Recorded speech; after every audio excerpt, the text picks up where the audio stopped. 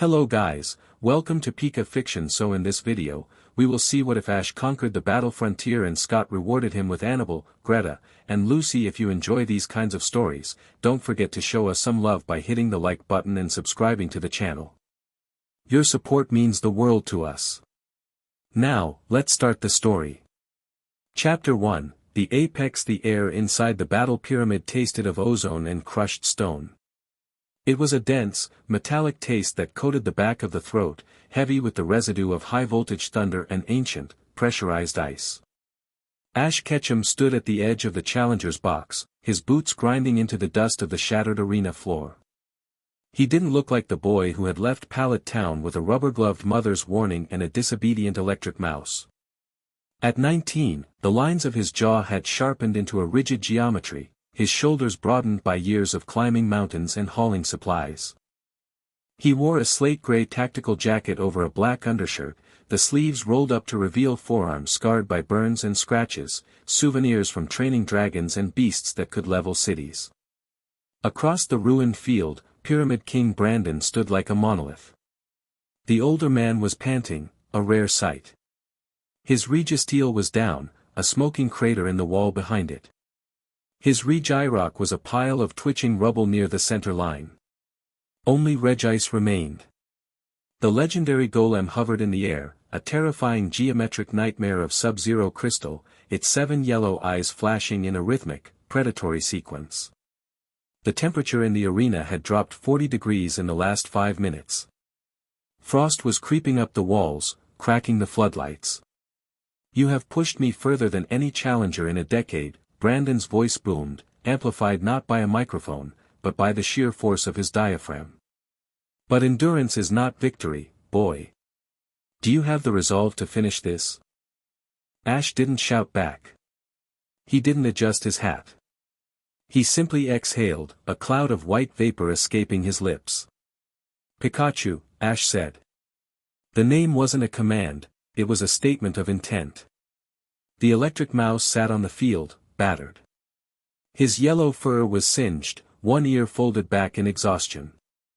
But as Ash spoke, Pikachu's cheeks sparked, not with the erratic pop of static, but with the low, menacing hum of a substation. The bond between them flared, invisible to the audience but blinding to anyone sensitive to aura. It wasn't the bright, happy light of friendship anymore. It was a hardened steel cable of shared will. "Ice beam!" Brandon roared. Regice didn't move. It simply existed, and then the air in front of it ceased to be gas and became a solid lance of absolute zero. The beam fired, tearing up the ground, freezing the very dust in the air as it raced toward Pikachu. Ash didn't flinch. He didn't yell dodge.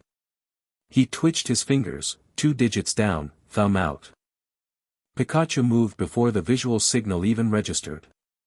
He didn't run away from the beam, he surged into the periphery of the blast zone. The ice grazed his flank, freezing the fur instantly, but the momentum carried him up a pillar of jagged ice created by the attack. "Iron Tail."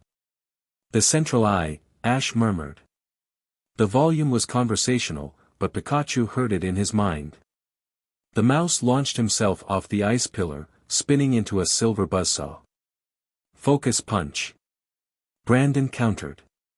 Regis' massive crystalline arm glowed white, swinging with the weight of a glacier. It was an impossible collision. The sheer mass of the legendary should have crushed the mouse. Ash's eyes glowed, a faint, cerulean blue pulse. Push. He threw his own aura forward, wrapping it around Pikachu like a kinetic shield. It wasn't enough to block the hit, but it was enough to alter the physics. Pikachu's tail slammed into the central eye a millisecond before the fist connected.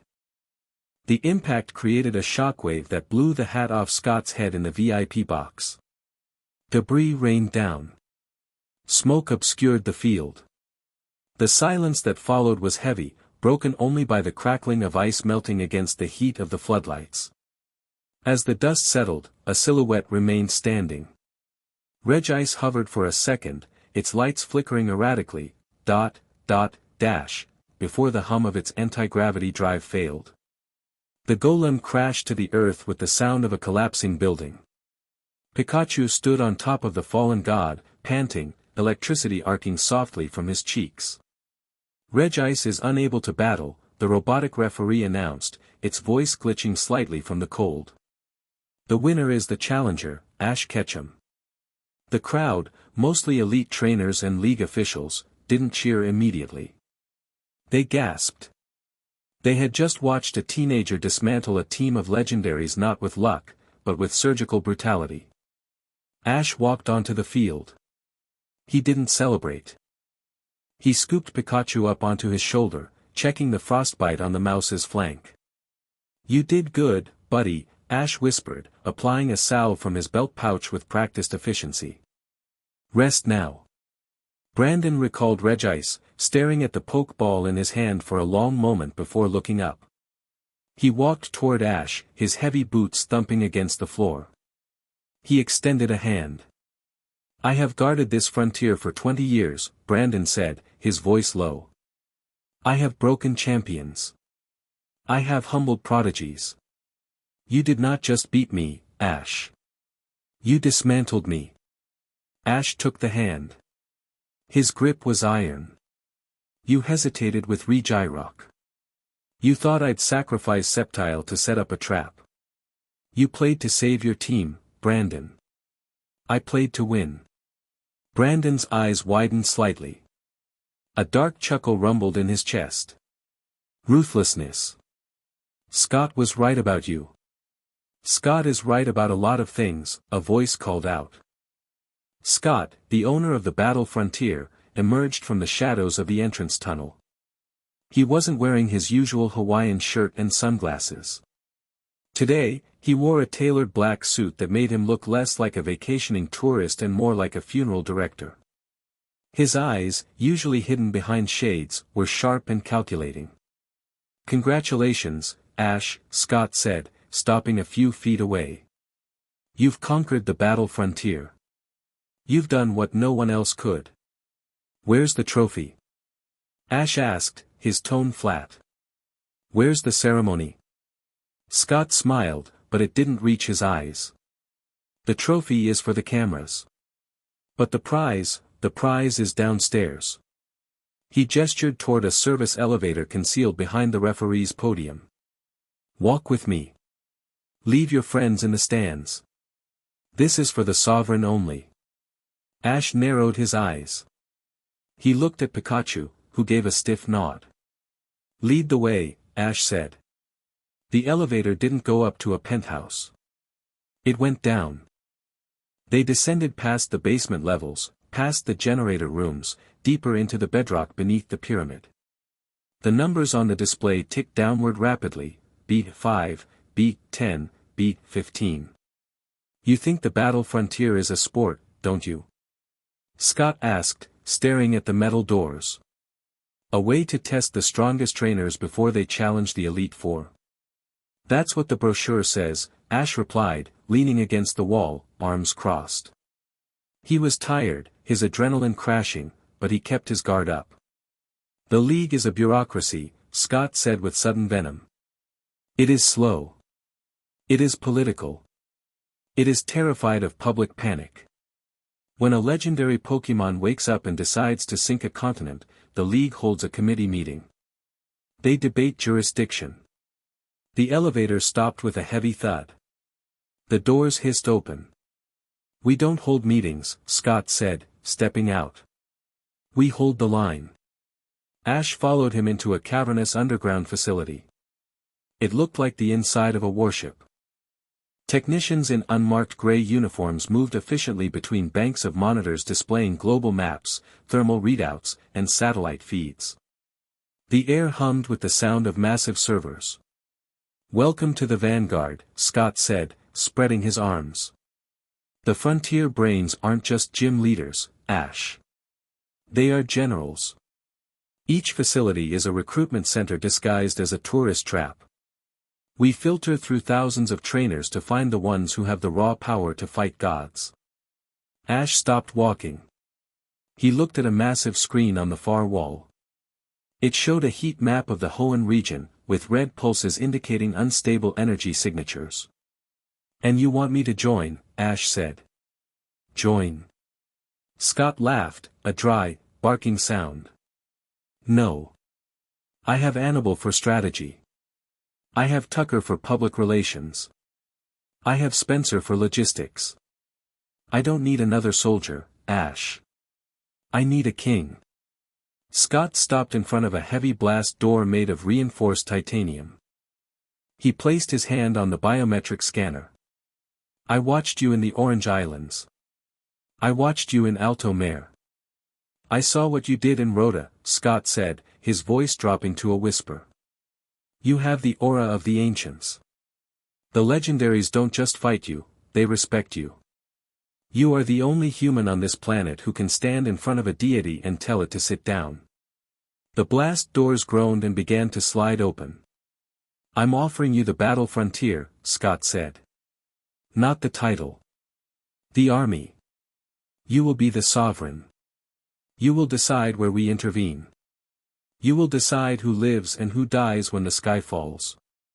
Ash stared at the man. "And if I refuse?" "Then you go home to Pallet Town," Scott said simply. "You grow old. And one day, something wakes up that you can't stop alone, and you watch everything you love burn." Ash clenched his fist. The threat wasn't a threat, it was a probability. He had seen too many near-apocalypses to deny it. "Show me," Ash said. They stepped into the room beyond the blast doors. It was a stark, circular chamber, illuminated by recessed lighting that cast long shadows. The walls were lined with weapons racks and tactical gear. In the center of the room stood 3 women. They were not dressed for a ceremony. Anabel, the salon maiden, sat on a crate to the left. She wore a fitted, dark purple trench coat and combat boots. Her violet hair was pulled back severely, exposing the sharp, exhausted lines of her face. She was rubbing her temples, her eyes squeezed shut as if in pain. Greta, the arena tycoon, was pacing like a caged tiger near the back. She wore a sleeveless martial arts gi modified with tactical webbing. Her muscles rippled under her skin, tense and ready to snap. She glared at the door as it opened, her eyes burning with a mixture of challenge and resentment. Lucy, the Pike Queen, leaned against the far wall. She was motionless, a statue of dangerous elegance. Her black and red outfit was sleek, designed for movement and stealth. Her arms were crossed, her expression one of bored disdain, though her eyes tracked Ash's movement with predatory focus. "Ladies," Scott said, his voice echoing in the chamber. "Meet your new sovereign." The silence that followed was sharp enough to cut glass.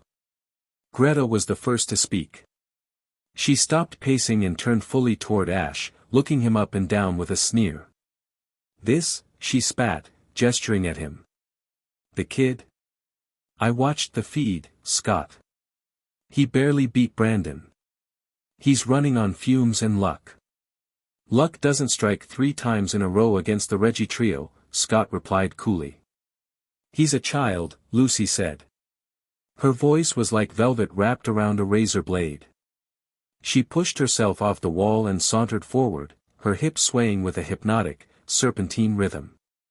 She stopped a few feet from Ash, towering over him slightly in her heels. "Look at him. He reeks of sweat and naivety.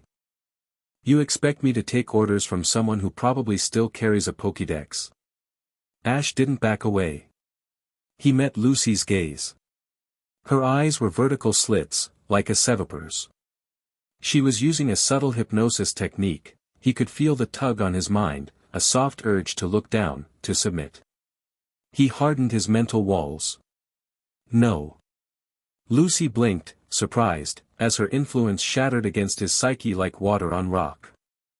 "I don't expect you to do anything," Ash said, his voice calm. He looked past Lucy to Scott. "Explain this." "The Vanguard operates in cells," Scott said. "A cell requires a mind, a fist, and a shield. Anabel provides the telepathic intel and coordination. Greta provides the overwhelming physical force. Lucy provides infiltration and assassination. Scott paused, a cruel smile touching his lips. But a cell needs a commander. A sovereign. Scott gestured to the women. They are the best the frontier has to offer. And as part of your tenure, they are yours. Their loyalty is absolute. Not by choice, but by the charter they signed. The atmosphere in the room shifted instantly. It went from tense to poisonous. Ash looked at the women. He saw the truth in their eyes. Greta was furious, her pride wounded by the idea of being handed over like a tool. Lucy was disgusted, already plotting how to manipulate this boy to regain her freedom. Anabel just looked sad. She opened her eyes, revealing irises of deep, shimmering lavender. She looked at Ash, and he realized she was reading him. She was bracing herself for his greed, for the arrogance that every other powerful man they'd met had shown. Ash felt a flare of genuine anger. Not at them. At Scott. So, Greta growled, stepping forward, her hands balling into fists. What's the first order, master? Want me to fetch your slippers? Or maybe you want a sparring partner to make you look good? I want you to shut up, Ash said. It wasn't a shout. It was a command, laced with the same aura he had used to command Pikachu. The pressure in the room dropped. Greta's mouth snapped shut, her eyes widening in shock. Ash turned to Scott. He walked up to the older man, invading his personal space until he was inches from his face. You think this is a reward? Ash asked, his voice low and dangerous. Human beings. You think I fought through fire and ice, bled in the dirt, and broke my back against Brandon so I could own slaves? Scott's smile faltered. Ash, it's not slavery. It's a chain of command. They are assets, they are trainers. Ash cut him off. He turned back to the women. He walked over to Greta first. She flinched, expecting a strike. Ash stopped just outside of striking range. You're a tycoon, Ash said. You built the arena from nothing. You respect strength. If I have to order you to fight, you've already lost. I don't want your obedience, Greta. I want your rage aimed at the enemy, not me. Greta stared at him, her breathing hitching. Ash moved to Lucy. She stiffened, her hand drifting toward the poke balls on her belt. And you, Ash said, keeping his eyes level with hers. You think I'm another league official who wants a pretty ornament? He gestured to the knife concealed in her boot, which he had noticed the moment he walked in. You have a blade in your boot and enough poison in your belt to kill everyone in this room. If I wanted a shield, I'd buy a metal one. I need a killer. Can you do the job, or are you just for show? Lucy's porcelain mask cracked. A flush of genuine indignation, and respect, colored her cheeks. I never miss, she hissed. Finally, Ash turned to Anabel. She was trembling. The psychic noise of the room, Greta's anger, Lucy's fear, Scott's greed, was hammering her. Ash knelt in front of her. He didn't touch her. He simply closed his eyes and exhaled, expanding his aura. He visualized a wall, thick, smooth, and silent, and wrapped it around her mind. He pushed the noise of the others away, creating a bubble of absolute silence around her. Anabel gasped. Her eyes snapped open. For the first time in hours, the headache vanished. She looked at Ash with wide, watery eyes. His mind wasn't loud. It wasn't chaotic. It was a singular, unwavering note of determination. It was quiet. I don't want your mind, Anabel, Ash said softly. I want you to have peace. Can you fight if you aren't in pain? Anabel nodded slowly, a tear slipping down her cheek. Yes, she whispered. I can. Ash stood up and turned back to Scott. I accept the position of sovereign, Ash said. But the contract changes. They don't belong to me. They belong to themselves. They follow me because I'm the best option they have, not because you signed a paper. He looked back at the trio. If you want to leave, the door is open. I'll clear the way myself. If you stay, we aren't playing for badges anymore. We're going to war. Greta looked at the open door. Then she looked at Ash's back. She cracked her knuckles, a grin slowly spreading across her face. War sounds better than tourists, she muttered. Lucy smoothed her hair, her eyes lingering on Ash's broad shoulders. An independent sovereign, intriguing. Anabel stood up. She wiped her face and took a deep breath, savoring the silence Ash was providing. I'll stay, she said clearly. Scott chuckled, adjusting his tie. Well then. That went better than expected. Welcome to the Vanguard, Sovereign. Now, for your first briefing, boom. The world turned sideways. The floor of the bunker bucked violently, throwing Ash off his feet. The lights died instantly, replaced by the strobing red of emergency klaxons. Dust rained from the ceiling as the sound of bending metal screamed through the facility. Report. Scott yelled, scrambling to a console that was sparking. Seismic breach, a technician screamed from the outer room. We're under attack. Someone just blew the blast doors to the upper levels. Who?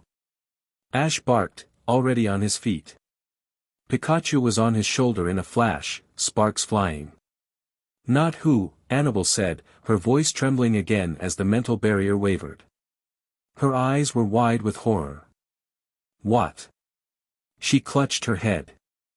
I can hear them, hundreds of them, they don't have feelings, they just have silence. Ash looked at Greta. Gear up. Now. Greta didn't argue. She grabbed a tactical vest from the rack and tossed a bandolier of pokeballs to Lucy. The cameras are back. Scott shouted. The main screen flickered to life on backup power. It showed the main arena of the battle pyramid upstairs. The roof was gone. Blown open. Rappelling down through the smoke were dozens of soldiers in black, mechanized armor. They weren't holding standard rifles. They were holding bulky, glowing cannons. But it wasn't the soldiers that made Ash's blood run cold. In the center of the arena, held in a containment field generated by 4 massive drones, was a Pokémon. It was Regice. But it wasn't the Regice Ash had just fought. Its blue crystal was turning a sickly, veined black. It was screaming, a digital, distorted shriek of agony as the machines pumped something dark and viscous directly into its core. They have the null gear, Lucy whispered, her face pale. They're shackling it. Who are they? Ash demanded. The Iron Will Commission, Scott said, pulling a pistol from under the desk. And they just declared war on us. Ash turned to his team. His pillars. Greta, take point. Clear the corridor. Lucy, cover the rear. Anabel, keep me linked to the enemy movements. Ash stepped toward the door, his eyes glowing blue, Pikachu's cheeks crackling with thunder. Let's go say hello. Chapter 1 End. Chapter 2, Friction and Fire. The blast door didn't just fail, it liquefied. A concentrated beam of superheated plasma cut through the 3 inches of reinforced titanium like a hot knife through butter. The metal groaned, glowing a furious cherry red before buckling inward. Smoke, acrid and choking, billowed into the command center, carrying the smell of burning circuitry and ozone. Ash didn't wait for the dust to settle. Scatter, he barked, his voice cutting through the klaxons. He didn't move away from the breach. He moved toward it. Greta, halfway to the weapons rack, paused for a fraction of a second, her eyes widening. Is he insane? She shouted over the noise. He's creating a bottleneck, Anabel said, her voice tight with strain as she pressed her fingers against her temples. 3 hostiles in the corridor. No, 4. Heavily armed. Ash slid into cover behind a tipped-over server bank just as the first wave of fire erupted. These weren't the clumsy attacks of criminal syndicates or the elemental blasts of wild Pokémon. These were kinetic rounds, high-velocity slugs designed to shred armor. They sparked violently against the metal casing of the server, sending showers of hot sparks over Ash's head. Pikachu, suppression. 3 count. Now, Ash murmured. Pikachu, clinging to the vertical face of the server bank, didn't need to be told twice. He leaped. In mid-air, the electric mouse spun, his tail glowing with the metallic sheen of Iron Tail. But he didn't aim for the soldiers. He aimed for the ceiling sprinklers. Clang. Water erupted from the pipes, drenching the hallway in a high-pressure mist. Thunderbolt. The command was a whisper. The result was a catastrophe. Pikachu released a payload of electricity into the water-soaked air. The conductivity was absolute. The 4 soldiers in the hallway convulsed as the current rode the mist, bypassing their armor's grounding. They dropped like stones, their rifles clattering to the floor. Move up. Ash ordered, vaulting over the cover. He didn't look back to see if they were following. He assumed they were. Scott was scrambling to shove hard drives into a briefcase. We need the exit tunnel in Sector 4. It leads to the forest perimeter. Greta, take point, Ash directed, scanning a fallen soldier's gear. Lucy, watch R6. Anabel, I need eyes on the upper levels. Where are they taking the Regis? Greta surged forward, releasing a Hariyama from a heavy ball. The massive fighting type landed with a thud that shook the floor. Don't tell me how to fight, kid, she snapped, though she moved to the front. Hariyama, force palm. Clear the debris. They moved into the corridor.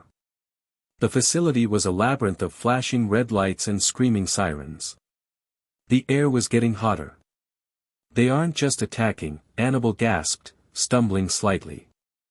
Lucy caught her arm, steadying her without a word. The voices, the minds upstairs, they're cold. Efficient. They're securing the pyramid. Brandon? Ash asked, his eyes scanning the corners. Unconscious, Anabel replied, wincing. But the Reggie trio, they're being loaded. Cages. Electrical dampeners. They're stealing the keys to the continent, Scott muttered, sweating profusely. They reached the junction to Sector 4. A squad of 6 soldiers in heavy matte black armor waited for them. These ones were different. They carried bulky, glowing shields and staves that hummed with a low, nauseating frequency. Contact. Greta yelled. Hariyama, close combat. Smash them. Wait. Ash shouted, sensing the shift in the air. The aura around those staves was wrong. It was a void. A vacuum. Greta ignored him. She was the arena tycoon, she didn't hesitate. Hariyama roared and lunged, his massive palms glowing with fighting energy. The lead soldier raised his stave. He didn't fire a beam. He simply triggered the device. A pulse of gray, distorted energy rippled out. Hariyama's glowing palms flickered and died. The fighting energy evaporated instantly. The massive Pokémon looked at his hands, confused, his momentum carrying him forward without the power to back it up. Null gear, Lucy hissed. The soldiers stepped forward in unison, swinging the heavy staves like riot batons. One struck Hariyama in the gut. The blow didn't just hurt, it discharged a shock that dropped the 2-ton Pokémon to its knees, retching. Hariyama! Greta screamed. She pulled a collapsible baton from her belt and charged. You bastards! Greta, pull back! Ash ordered.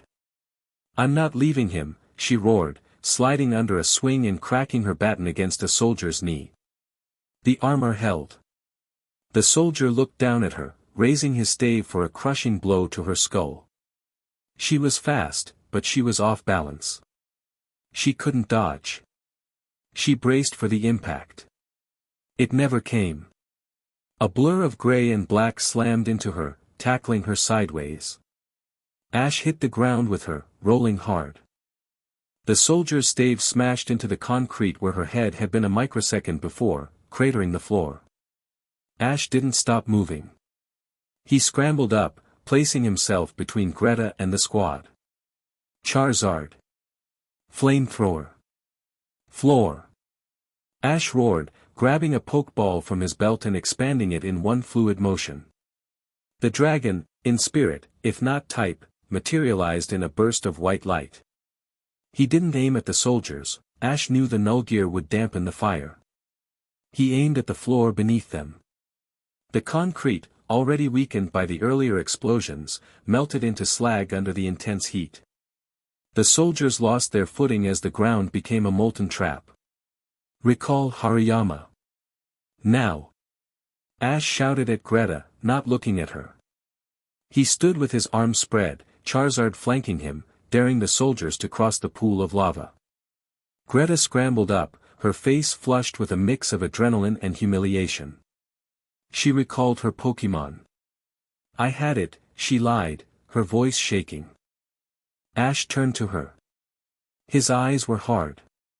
You were dead. And your Pokémon was unsupported. We argue later. Move. He grabbed her harness and shoved her toward the exit tunnel. The exit tunnel spilled them out into the dense treeline surrounding the battle frontier. It was night, and rain had begun to fall, a heavy, tropical downpour that turned the dust on their clothes to mud. Behind them, the battle pyramid was a scene from a nightmare. Spotlights from dropships cut through the rain. The massive stone structure of the pyramid was being dismantled. From their vantage point in the brush, they watched as a massive containment unit was airlifted out by 4 heavy-lift rotors. Inside the translucent cage, Regirock, Registeel, and the corrupted Regice sat motionless, shackled by glowing energy bands.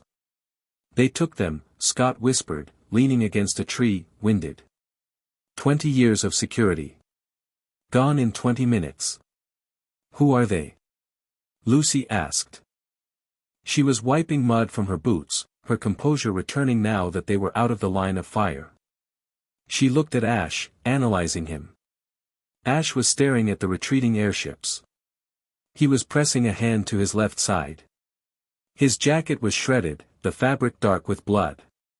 Sovereign, Lucy said, her tone shifting. You're bleeding. Greta looked over. She saw the gash on Ash's side, shrapnel from when he had tackled her. It wasn't life-threatening, but it was deep. I'm fine, Ash said, turning away from the pyramid. We can't fight them here.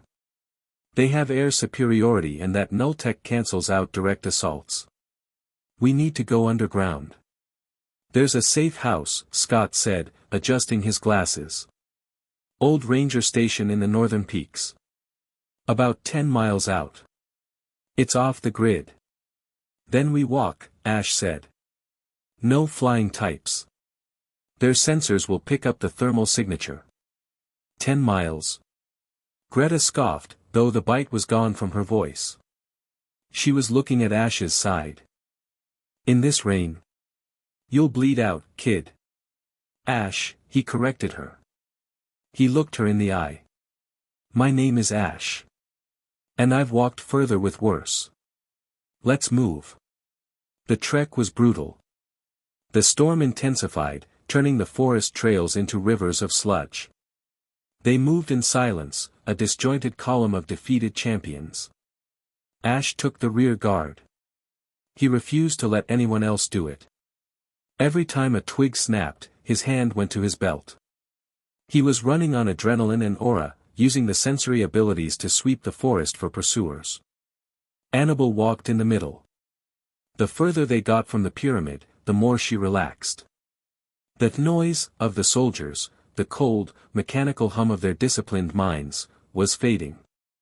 But she could feel Ash. His mind was a beacon. It was pulsing with pain from his side, but he wasn't broadcasting it. He was bottling it up, locking it away so the rest of them wouldn't worry. It was a selfless kind of stoicism that she wasn't used to. Most men she met projected their egos like loudspeakers. Ash projected protection. Greta was fuming. She hated losing. She hated running.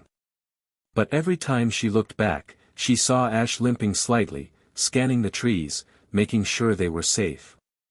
He had taken a hit for her. A hit that would have crushed her skull. She couldn't reconcile the boy she saw on TV with the man walking behind her. Lucy was calculating.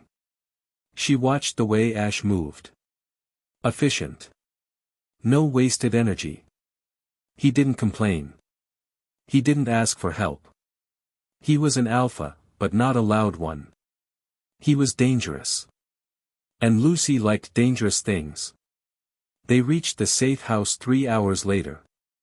It was a sturdy log cabin built into the side of a cliff, hidden by overgrown pine trees. Scott keyed the lock, and they stumbled inside. It was dusty, smelling of dry wood and stale air, but it was dry.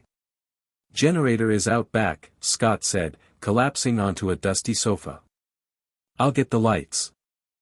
"I'll secure the perimeter," Greta said, needing to hit something. "No," Ash said. He closed the door and leaned his back against it, sliding down until he was sitting on the floor. He exhaled a long, shaky breath. "Greta, you stay inside. We don't know if they have thermal drones. We stay dark tonight." Greta opened her mouth to argue, saw the blood pooling on the floor beneath him, and snapped her mouth shut. "Fine. Lucy," Ash said, his eyes closing. "You know first aid?" "I specialize in poisons," Lucy said, walking over to him. She knelt down, the scent of expensive perfume and rain washing over him. "But I know anatomy." She pulled a dagger from her boot. "I need to cut the shirt." Ash nodded. "Do it." Lucy sliced the tactical jacket and the undershirt, peeling the fabric away from the wound. It was a jagged laceration across his ribs. "It needs stitches," Lucy said clinically. She looked at Scott. "Is there a med kit?" "Kitchen, under the sink," Scott called out from the back room. Anabel came over with a bowl of water and a cloth. She looked pale. "Ash, your aura, it's fluctuating." "I'm tired, Anabel," Ash murmured, his eyes still closed. "Just tired." Lucy returned with the kit. She threaded a needle with practiced hands. "This is going to hurt. I don't have anesthetic." "Go ahead," Ash said. Lucy watched him. Most men postured. They tried to act tough. Ash wasn't acting. He was just accepting the reality of the situation. She began to stitch. Ash flinched, his muscles seizing, but he didn't make a sound. He focused on his breathing. "So," Lucy said softly, her voice taking on that silky, manipulative cadence she used on challengers. She leaned in close, her dark hair brushing against his shoulder. "Is this the famous Ash Ketchum? The boy who saves the world? You look surprisingly breakable." She was testing him. Pushing a button to see what reaction she'd get. Fear? Lust? Bravado? Ash opened his eyes. They were brown, warm, but incredibly sharp. He looked at her, really looked at her, not at her lips or her body, but into her eyes. "We all break, Lucy," Ash said hoarsely. "The trick is making sure you break for the right reasons." Lucy paused, the needle hovering. "And saving a stubborn idiot like Greta is a right reason?" "She's my team," Ash said. "You're my team. That makes you worth bleeding for." Lucy felt a strange flutter in her chest. She squashed it immediately. She finished the stitch and tied it off. She reached into her pouch and pulled out a small vial of purple liquid. "This is Sevapur venom, diluted 10,000 times, she said, holding it up. "It acts as a coagulant and an antibiotic. But it burns like fire." She smeared it on the wound. Ash hissed through his teeth, his hand gripping her wrist reflexively. His grip was strong, calloused. "You have good hands," Lucy whispered, almost involuntarily. She looked up at him through her lashes. You could have anything you want, Sovereign. Scott gave us to you. You could order me to make this pain go away in other ways. It was a blatant offer. A trap. A way to gain power over him by becoming his weakness. Ash released her wrist. He looked at the vial, then back at her. I don't want a distraction, Lucy, he said, his voice firm. And I don't want a servant who warms my bed because she thinks she has to. I need your poison for the enemy. I need your focus on the war. Not on me. He leaned his head back against the door. When you follow me because you trust me. Not because you're trying to manipulate me. Lucy stared at him. She capped the vial, her fingers trembling slightly. He had seen right through the seduction, right through the Pike Queen persona, and rejected it, not out of disgust, but out of a demand for something real. She stood up, masking her confusion with a scoff. You're no fun, Sovereign. I'm not here to be fun, Ash muttered, drifting towards sleep. I'm here to win. Lucy walked over to the window where Greta was brooding. Well? Greta asked, keeping her voice low. Is he crying? No, Lucy said, looking at the sleeping form of the young man by the door. He's solid. He took a hit for me, Greta mumbled, crossing her arms. I should have dodged. He knows, Lucy said. He didn't blame you. Anabel sat on the floor near Ash, her knees pulled to her chest. His mind is asleep, she whispered. It's so quiet. Like a calm ocean. We're in trouble, aren't we? Scott asked, emerging with a lantern. The dim light cast long shadows in the cabin. The League is compromised, Ash said. He wasn't asleep. He opened one eye. The Commission has the Regis. They have no gear. And they know who we are. He sat up slowly, wincing. Tomorrow, we stop running. Tomorrow, we find out what Valerian wants. Somewhere in the stratosphere, Ironwill Command Ship High Director Valerian stood on the bridge of the massive aerial carrier. He was a man of sharp angles and immaculate grooming, wearing a white uniform that contrasted starkly with the dark machinery around him. Below him, on the monitor, the cargo bay showed the 3 containment units. The Regi Trio. Director, a subordinate said, typing rapidly at a console. Subject Regis is fully successfully integrated with the dark matter drive. Subjects Rock and Steel are showing resistance, but the dampeners are holding. Good, Valerian said. His voice was smooth, cultured, and utterly devoid of empathy. And the Vanguard? They escaped into the Sector 4 wilderness. Sensors are impaired by the storm, but we have a lock on their general trajectory. Let them run, Valerian said, turning to the window. Lightning flashed, illuminating the clouds. They are relics of a bygone era. Trainers who think bonds and friendship are sources of power. They are variables I have already calculated. He walked over to a pedestal in the center of the bridge.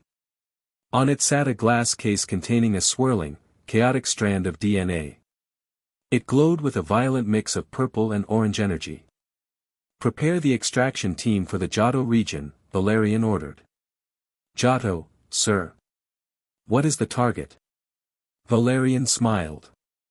We have the body, he said, looking at the Regi Trio on the screen. Now we need the engine. We are going to the ruins of Ulf. The unknown are waiting. He tapped the glass case. And once we have the reality warping capability of the unknown, this DNA will finally have a host. Project Chimera will be born. Valerian looked at the reflection of his own eyes in the glass. Ash Ketchum thinks he conquered the frontier, Valerian mused. He has no idea that the frontier was just the fence. And I have just opened the gate. Chapter 2 End. Chapter 3, The Salon Maiden's silence. The morning sun didn't bring warmth, it brought noise. For Anabel, waking up was usually a slow, calculated process of building mental dams. She had to erect barriers against the psychic background radiation of the world, the hunger of wild Pokemon, the anxieties of nearby humans, the electric hum of technology. But today, the dams were gone. The shock of the attack on the battle pyramid, the terrifying scream of the corrupted Regice, and the sheer proximity of her team's heightened emotions had shattered her filters. She sat on the edge of the cot in the safe house, her head in her hands, trembling. It was deafening. Greta was in the other room, sharpening a knife. Her mind was a jagged, red storm of frustration. Hit something. Break something. Too quiet. Hate waiting. Lucy was near the window. Her mind was a cold, violet web of calculation. Valerian. Poison. Leverage. Ash. Is he a tool or a threat? Scott was a gray fog of panic. Money. Reputation. Survival. It was like standing in the middle of a crowded stadium with a megaphone taped to each ear. Anabel gasped, squeezing her eyes shut, bile rising in her throat. She couldn't breathe. The thoughts were physical pressures, pressing against her skull, grinding her own consciousness into dust. Anabel. The voice was audible, spoken, not thought. She looked up. Ash was standing in the doorway of the bedroom. He was shirtless, a fresh bandage wrapped tightly around his ribs. He looked tired, his hair messy, bruises blooming on his arms. But his mind. It was silent. Unlike the others, Ash wasn't broadcasting his anxieties. His mind was a dense, contained sphere of blue fire. It didn't leak. It didn't scream. It just was. "You're hurting," Ash said. It wasn't a question. "It's too loud," Anabel whispered, a tear slipping down her cheek. "I can hear everything. The trees dying in the storm. Greta's anger. I can't turn it off." Ash stepped into the room. He didn't rush. He moved with a deliberate slowness, keeping his internal energy calm. He knelt in front of her, eye level. "The attack cracked your shields," Ash surmised. "Lucaria used to tell me that stress makes aura flare up uncontrollably." "I'm not an aura guardian," Anabel choked out. "I'm just a telepath. I'm drowning, Ash." "Then let me give you a life raft." Ash reached out. He didn't touch her skin. He hovered his hands just outside her temples. "Close your eyes," he commanded softly. Anabel obeyed. "Visualize a wall," Ash guided, his voice dropping to a rhythmic murmur. "Not stone. Stone cracks. Visualize water. Heavy, deep water surrounding your mind. Sound doesn't travel well through deep water." Anabel tried, but Greta's anger spiked in the other room, a sharp stab of red. Anabel flinched. "Focus on me," Ash said sharper. Suddenly, Anabel felt it. A wave of cool, blue energy washed over her head. It wasn't her power, it was his. Ash was projecting his aura, not as a weapon, but as a blanket. He wrapped his will around her mind, layering it thick and heavy. The noise of Greta's rage muffled, the hum of the forest faded. Lucy's scheming became a distant whisper. Silence. Beautiful, empty silence. Anabel exhaled, her shoulders dropping 3 inches. The tension that had been strangling her for 12 hours vanished. She opened her eyes. The room seemed brighter, sharper. Ash was pale. The effort of projecting that much aura while injured was draining him. Sweat beaded on his forehead. "Better?" he asked, a small, tired smile playing on his lips. "Ash," Anabel breathed, staring at him as if seeing him for the first time. "How are you doing that?" "I'm just being loud," Ash shrugged, lowering his hands. "I'm shouting, 'Shut up,' with my soul, basically. It drowns out the rest." He started to stand, but winced, clutching his side. Anabel instinctively reached out, her fingers brushing his arm. "Thank you." She projected the thought directly into his mind. She didn't mean to, but the channel between them was wide open. Ash paused. He looked at her, and she felt his response, not as words, but as a feeling. Warmth. Reassurance. No debt. Don't mention it, Ash said aloud. Get dressed. Scott has a lead. The target was Rustboro City. It was an industrial sprawl of steel and smog, a sharp contrast to the lush wilderness of the battle frontier. The city was owned, in spirit if not law, by the Devon Corporation, but the underbelly belonged to the black market. Scott had parked the rental van in a derelict parking structure on the outskirts. The contact is a data broker named Marlowe, Scott explained, pulling up a holographic map.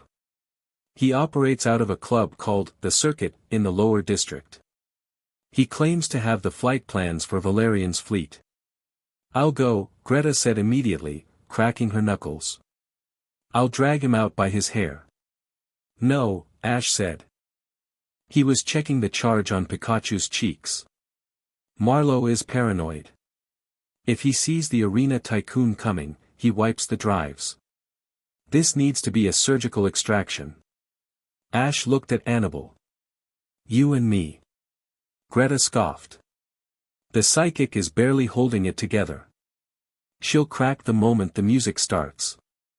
She's fine, Ash said, his tone brokering no argument. We need telepathy to coordinate without radio. Their scanners will pick up comms. He turned to Lucy. You and Greta take the back exit. If things go south, and they will, you're the extraction team. Create chaos. Lucy smirked, checking her nails. Chaos is my specialty. The circuit was a sensory nightmare. Strobe lights hammered against the retina. Bass shook the floorboards. The air reeked of synthetic sweat and cheap ozone. Ash wore a dark hoodie, his face obscured. Anabel walked beside him, dressed in civilian clothes, a simple black jacket and jeans, but she felt naked without her frontier uniform. She flinched as a drunk patron stumbled past her. The man's mind was a slurry of lust and aggression. Ignore him, Ash's voice echoed clearly in her head. Anabel looked at him. He hadn't spoken. He was scanning the room, his physical eyes moving right to left, but his mind was right there with hers. Stay in the bubble, Anabel. Focus on my voice. The rest is just background static. It was an incredible sensation. Usually, telepathy was a lonely chaotic exercise. But Ash, his mind was an anchor.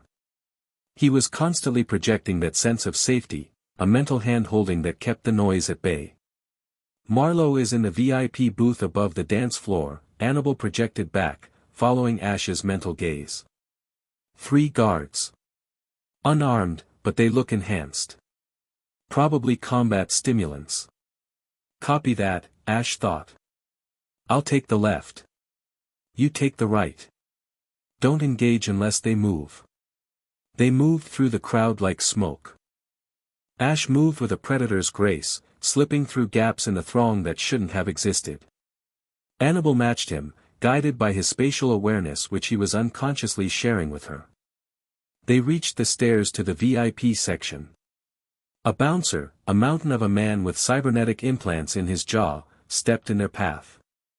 List, the bouncer grunted. He's going to reach for the alarm under the podium, Anabel warned. Ash didn't wait. He stepped forward, seemingly to talk, and drove his heel into the bouncer's instep. As the man gasped, Ash's palm struck his solar plexus. It was a precise, aura-enhanced strike.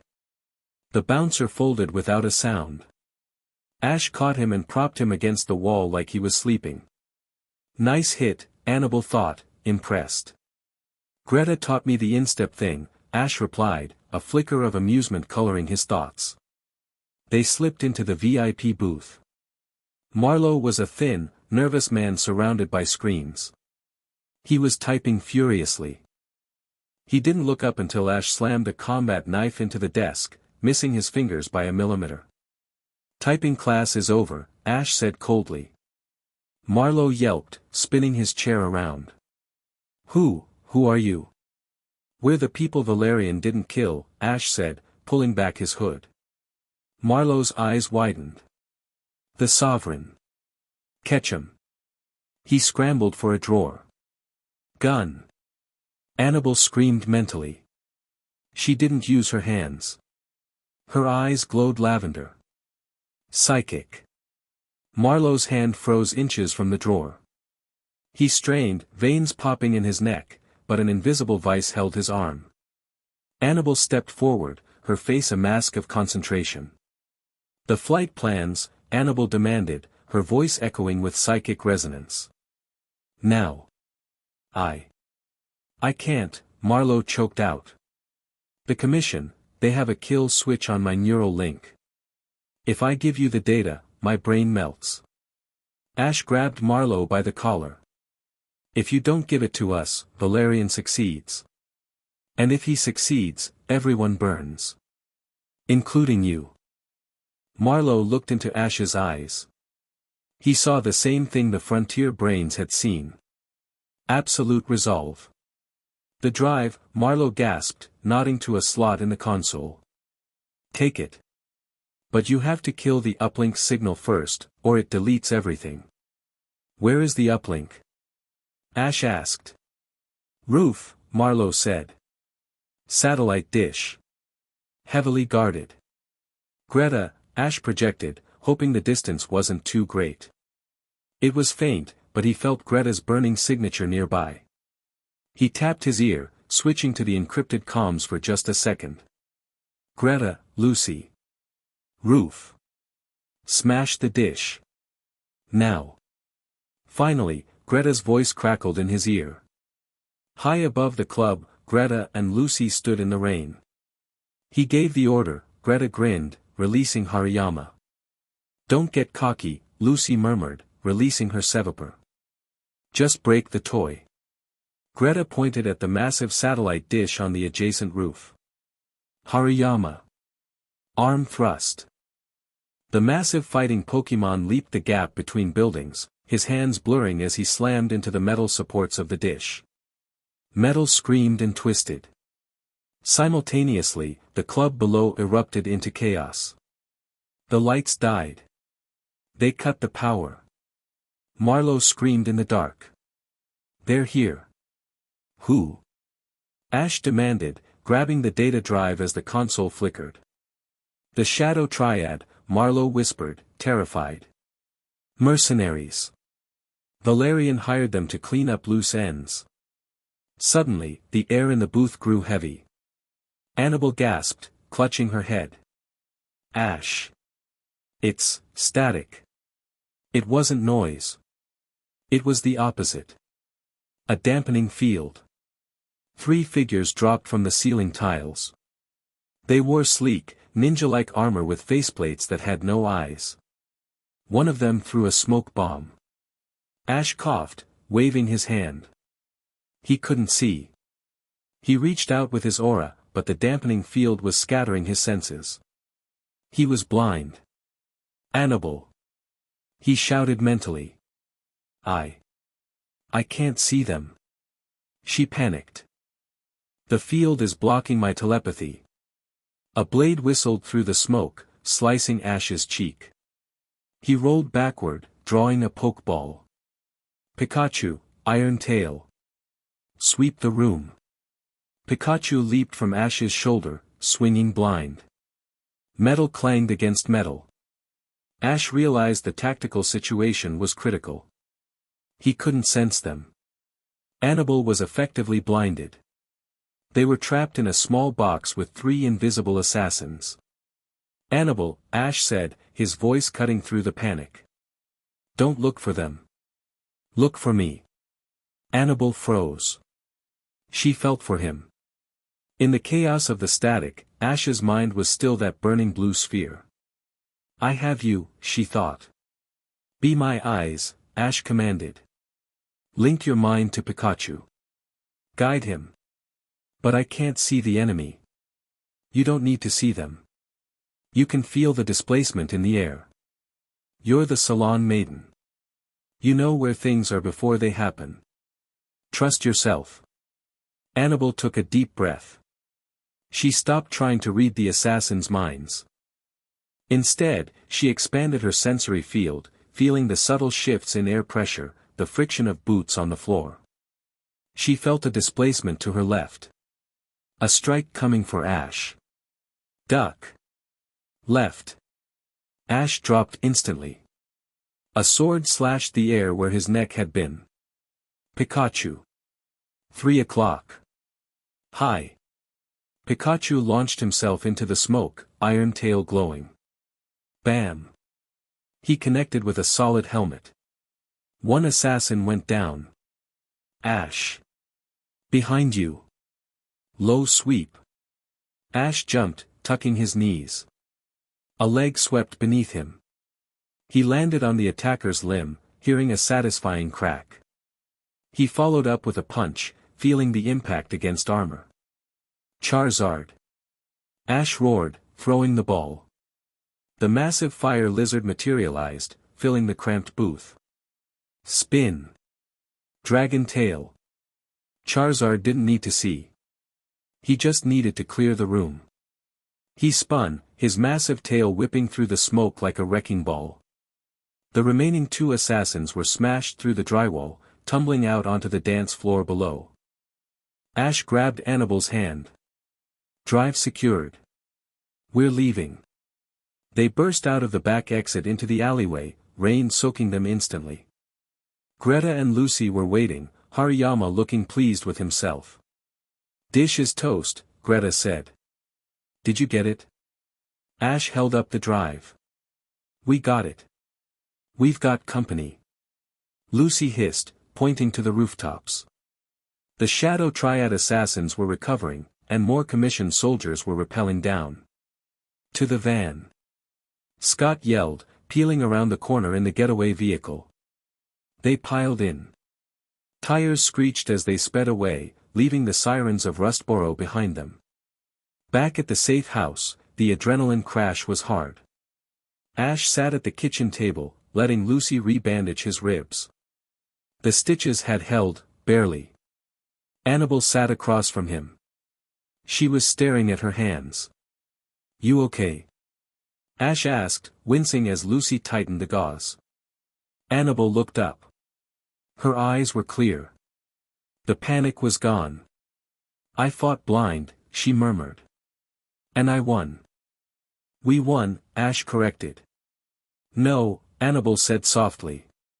You gave me your eyes. You trusted me with your life when I couldn't see a thing. She stood up and walked around the table. Lucy paused, holding the scissors, watching with narrowed eyes. Greta stopped cleaning her boots. Anabel stopped in front of Ash. She didn't hug him. She placed her hand on his chest, right over his heart. It's quiet now, she projected. Thank you, Ash. Ash looked at her. He didn't pull away. He placed his hand over hers. You're a pillar, Anabel. You hold us up. I just make sure you have the ground to stand on. Anabel smiled, a genuine, radiant smile that transformed her usually severe expression. I think, she said aloud, her voice steady, that I am going to enjoy this war. Lucy scoffed, cutting the bandage. Don't get sentimental, Salon Maiden. We still have a decrypted drive to read. Scott plugged the drive into his laptop. A holographic display flickered to life. Maps, DNA sequences, and a timeline appeared. This isn't just flight plans, Scott said, his face paling. What is it? Greta asked. It's a manifest, Scott read. They aren't just going to the ruins of Ulf. They're going there to summon the unknown to create a dimensional bridge. Bridge to where? Ash asked. Scott clicked a file. An image of a DNA helix appeared, purple and orange. To the space between, Scott whispered. They want to pull the DNA of a Deoxys out of the void and merge it with the genetic material of Mutwo. Ash stood up, ignoring the pain. Mutwo. He knew Mutwo. He had died for Mutwo once. Project Chimera, Scott finished. A Pokemon that can rewrite reality like the Unknown, regenerate like Deoxys, and has the psychic dominance of Mutwo. If they build this, no trainer on Earth can stop it. Then we stop them before they build it, Ash said. His voice dropping to that dangerous, kingly register. He looked at his team. Pack up. We're going to Johto. Greta grinned. Finally. A road trip. Anabel kept her hand on Ash's shoulder for a second longer than necessary. I'm with you, she thought. I know, Ash thought back. Chapter 3 End. Chapter 4, The Dojo of Steel. The safe house was no longer safe. The data drive from Marlowe had given them a direction, Johto, but it had also put a target on their backs. They were moving now, utilizing a network of underground smuggling routes Scott had established years ago for off-book logistics. They were currently holed up in a derelict shipping warehouse on the edge of Slateport City, waiting for nightfall to board a cargo ship bound for Olivine. The warehouse was a cathedral of rust and dust, filled with empty shipping containers and the smell of brine. For Greta, the waiting was torture. She paced the concrete floor, her boots echoing with a sharp, aggressive rhythm.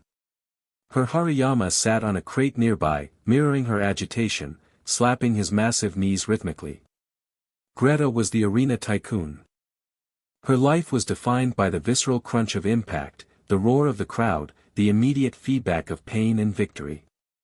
This sneaking around, this hacking computers, this hiding, felt like wearing a suit of armor 2 sizes too small. She looked over at Ash.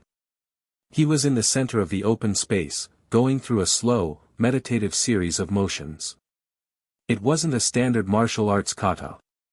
It looked like he was fighting an invisible opponent in slow motion. He ducked, weaved, struck, and parried, his breathing synchronized with each movement. It annoyed her. You're doing it wrong, Greta barked, her voice echoing in the vast space. Ash stopped mid-punch. He didn't turn around immediately. He exhaled slowly, lowering his arms. Am I? Your stance is too open, Greta criticized, stalking toward him. You're leaving your ribs exposed. The ones Lucy just stitched up. A Macamp would crack you in half. Ash turned to face her. He wiped sweat from his brow. His eyes were calm, which only irritated her more. I'm not fighting a Macamp. I'm fighting the air friction.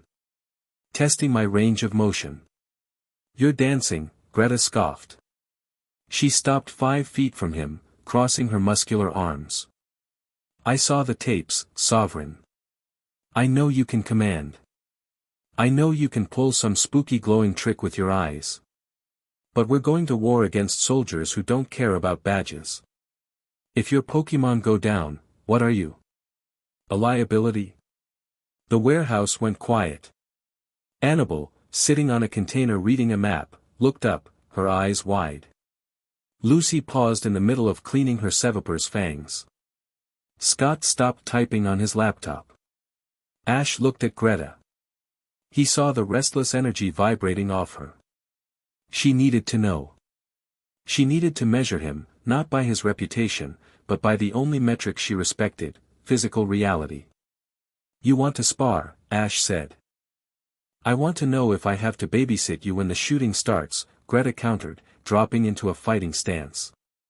She bounced lightly on the balls of her feet. Hand to hand. No Pokemon. No aura tricks. Just you and me. Greta, he's injured, Anabel warned, sliding off the container. Stay out of it, mind girl, Greta snapped without looking away from Ash. Well? Or are you too fragile? Ash unzipped his tactical jacket and tossed it onto a nearby crate. He wore a black compression shirt that clung to his frame. The bandage on his side was visible, a stark white against the black fabric. No aura, Ash agreed. He didn't take a stance. He just stood there, hands loose at his sides. First to the ground. Greta grinned. It was a feral, hungry expression. First to the ground. She moved instantly. Greta was a master of Muay Thai and Judo. She didn't telegraph.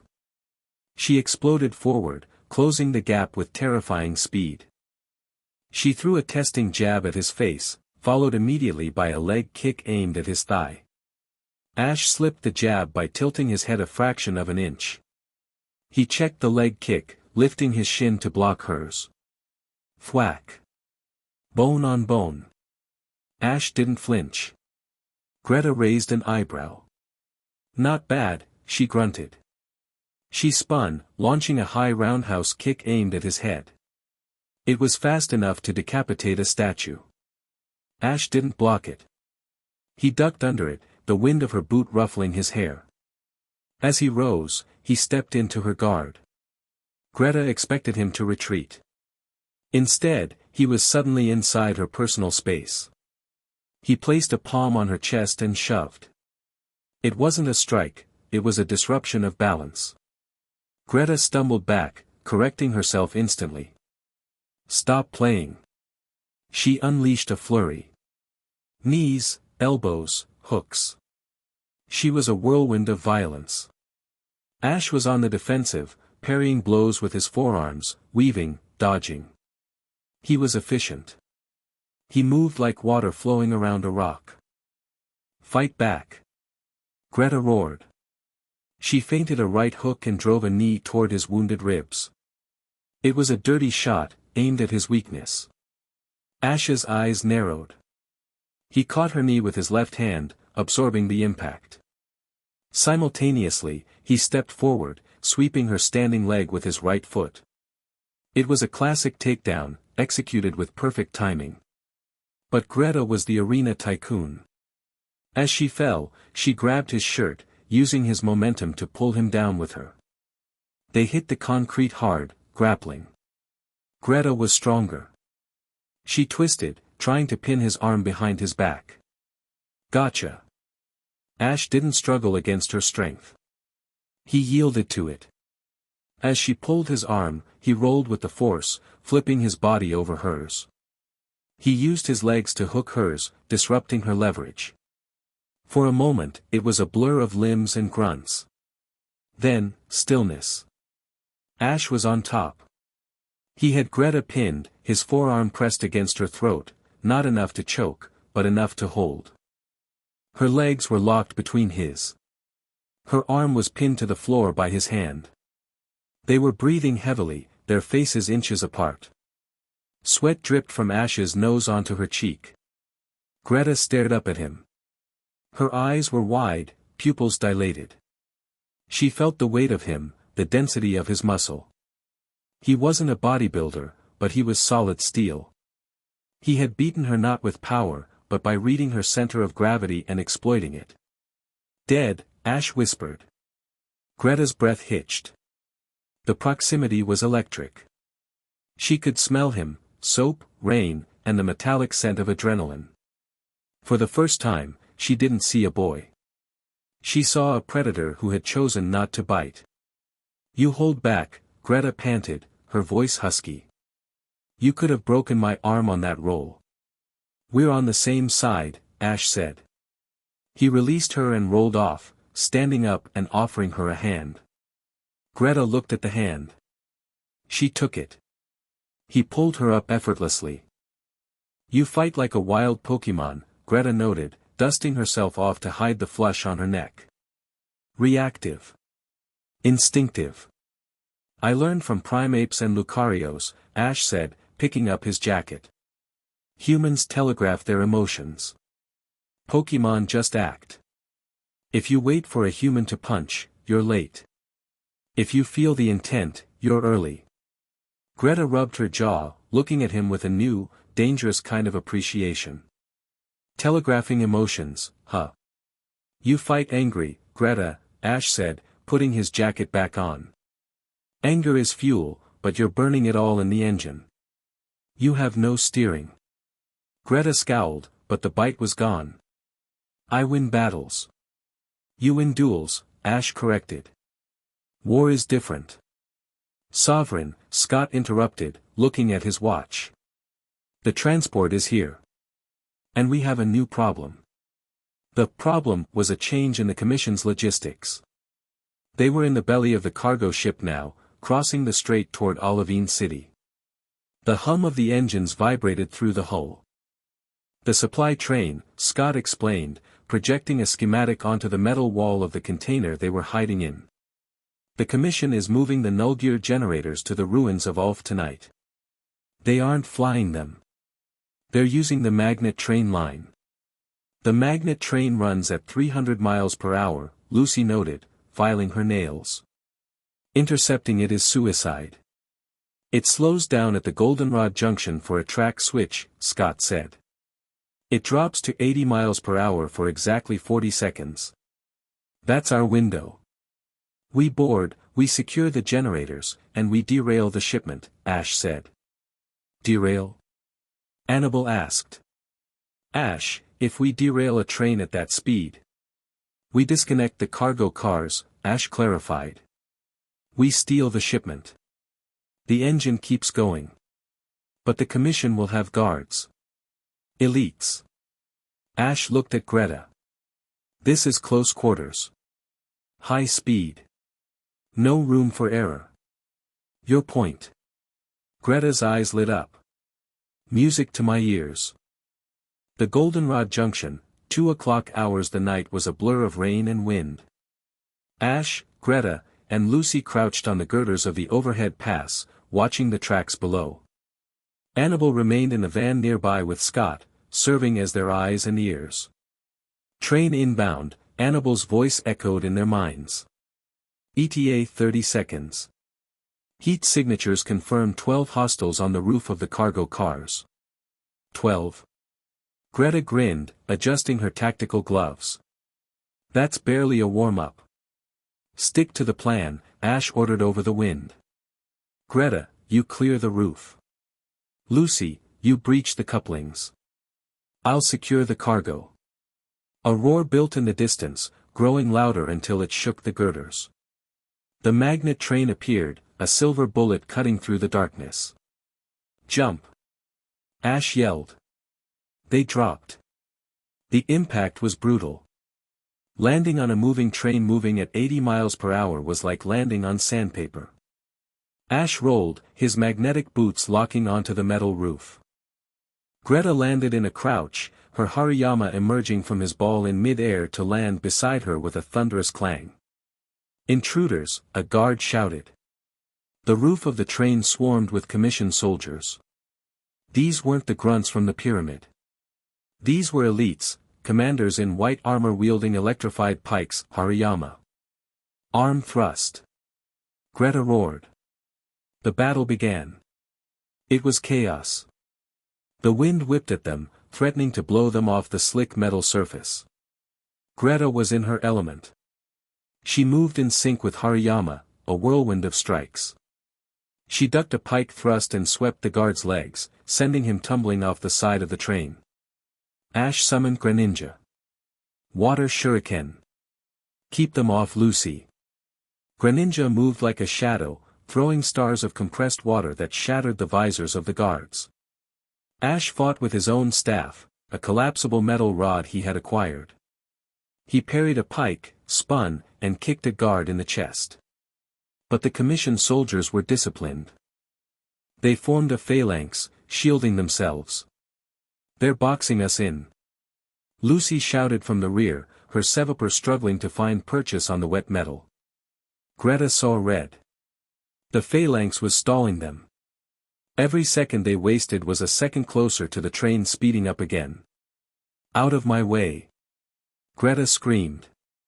She abandoned her defensive stance. She charged the shield wall alone, without Hariyama's cover. Greta, wait! Ash shouted. Greta didn't listen.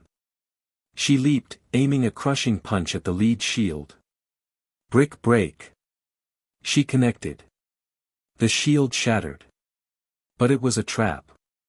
Behind the shield wall, a second rank of soldiers waited. They fired a net, a weighted, electrified mesh designed to capture large Pokémon. Greta was mid-air.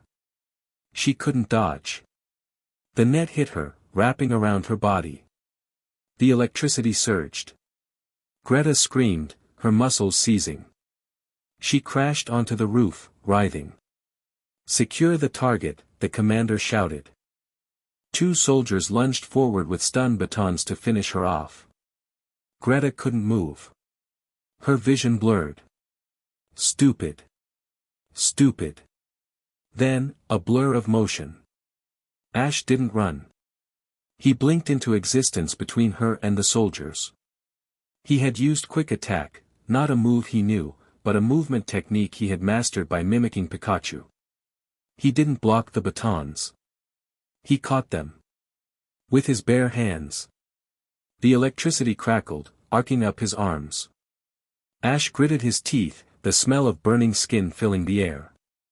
His eyes glowed a furious, blinding blue. "Get back." He twisted his wrists, ripping the batons from the soldier's grip. With a roar, he spun, using the batons as clubs to smash the helmets of the attackers. Greninja. Cut. Greninja materialized, slicing the net off Greta with a blade of water. Ash dropped the batons and grabbed Greta by the harness, hauling her to her feet. "You lost focus." Ash shouted over the wind, his face inches from hers.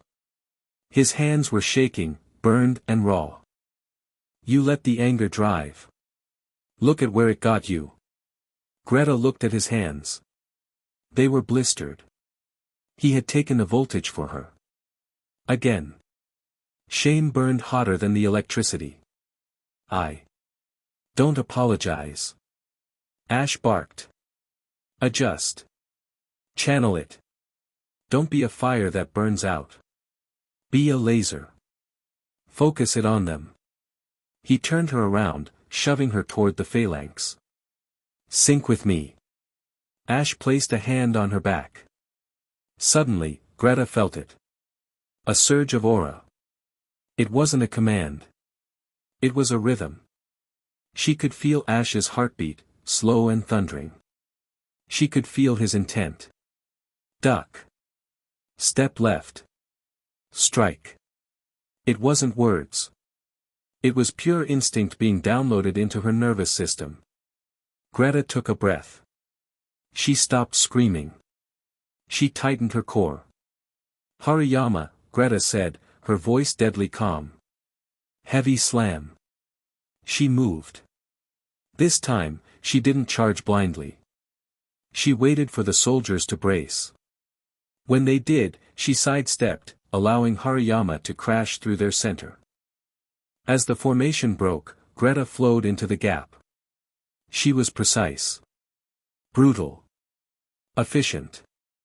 She broke a soldier's arm, used him as a human shield against a pike thrust, and then kicked him into his squad mate. She was dancing to Ash's rhythm. Ash fought beside her. They were a 2-person wrecking crew. Ash swept a leg, Greta delivered the knockout punch. Greta blocked a strike, Ash delivered the counter. They reached the coupling mechanism. "Lucy. Now." Ash signaled. Lucy's Sevapur used Poison Tail to melt the locking pins. "Jump." They leaped from the cargo cars back to the engine car just as the coupling shattered. The cargo cars, heavy with generators, began to slow down on the track, separated from the speeding engine.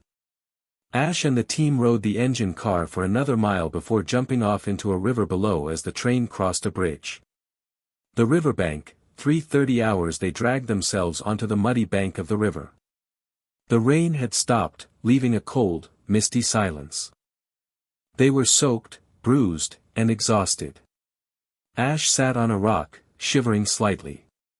He was wrapping his burned hands in fresh bandages from his pouch. He struggled with the knot, his fingers stiff. Greta watched him. She felt a strange tightness in her chest. It wasn't the adrenaline. She walked over. She didn't ask. She batted his hands away gently and took the bandages. "You're terrible at this," she muttered, her voice rough. She finished wrapping his hands. Her touch was surprisingly gentle for someone who could punch through concrete. "You saved me," Greta said, not looking at his face. "Again." "You cleared the path," Ash said. "We got the cargo." Greta finished the knot. She didn't let go of his hand. She looked up. Her hair was plastered to her face, her eyes fierce and vulnerable. "I went berserk," she admitted. "I wanted to hurt them more than I wanted to win." "You were right." "It's hard," Ash said softly. "To hate them and still think clearly. But if you lose your head, you lose your life. And I need you alive, Greta." "You need a fist," she said. "I need you," Ash corrected. "Someone who has the fire to keep us moving when things get cold." Greta stared at him. The alpha dynamic she craved was there, but it wasn't domineering. It was a partnership. He was strong enough to handle her rage, to direct it, to keep her safe from herself. She felt a magnetic pull. Without thinking, she leaned in. It wasn't a tentative, shy kiss. Greta didn't do tentative. She grabbed the back of his neck and pulled him down, pressing her lips to his. It was fierce, tasting of rain and blood. Ash didn't pull away. He kissed her back, his hand coming up to rest on her waist. There was a spark, not electrical, but something deeper. A recognition of shared strength. She pulled back, breathless. "If you ever scare me like that again," Greta whispered, "I'll beat you up myself." Ash chuckled, a low, rasping sound. "Deal." From the tree line, Lucy watched them, her expression unreadable. Anabel looked away, a faint blush on her cheeks, but she smiled. The team was bonding. The metal was cooling into a solid alloy. Scott emerged from the bushes, holding a satellite phone. He looked pale. "Hate to interrupt the moment," Scott said grimly. "But we have a problem with the cargo we just stole." "What is it?" Ash asked, standing up, his demeanor instantly shifting back to sovereign. "It's not a generator," Scott said. "We opened the crates. It's not machinery." "What is it?" Greta asked, her hand drifting to her belt. Scott swallowed hard. "It's a stasis pod," Scott said. "And inside, is a girl. A girl who feels like a Pokemon." Ash froze. "Latias," he guessed, remembering Alto Mare. "No," Scott said. "She has no DNA match in the database. But the energy readings coming off her, they match the readings from the ruins of Ulf." Ash looked at the horizon toward Giotto. A vessel, Ash realized. They didn't just want to build a body for the Chimera. They grew one. He looked at his team. "We didn't just steal their equipment," Ash said. "We stole their god. They are going to come for us with everything they have." Greta cracked her knuckles, the fire back in her eyes, but controlled this time. "Let them come," she said. Chapter 4 End. Chapter 5, Venom and Velvet. The safe house near Lily Cove City was a sharp contrast to the damp log cabin in the mountains.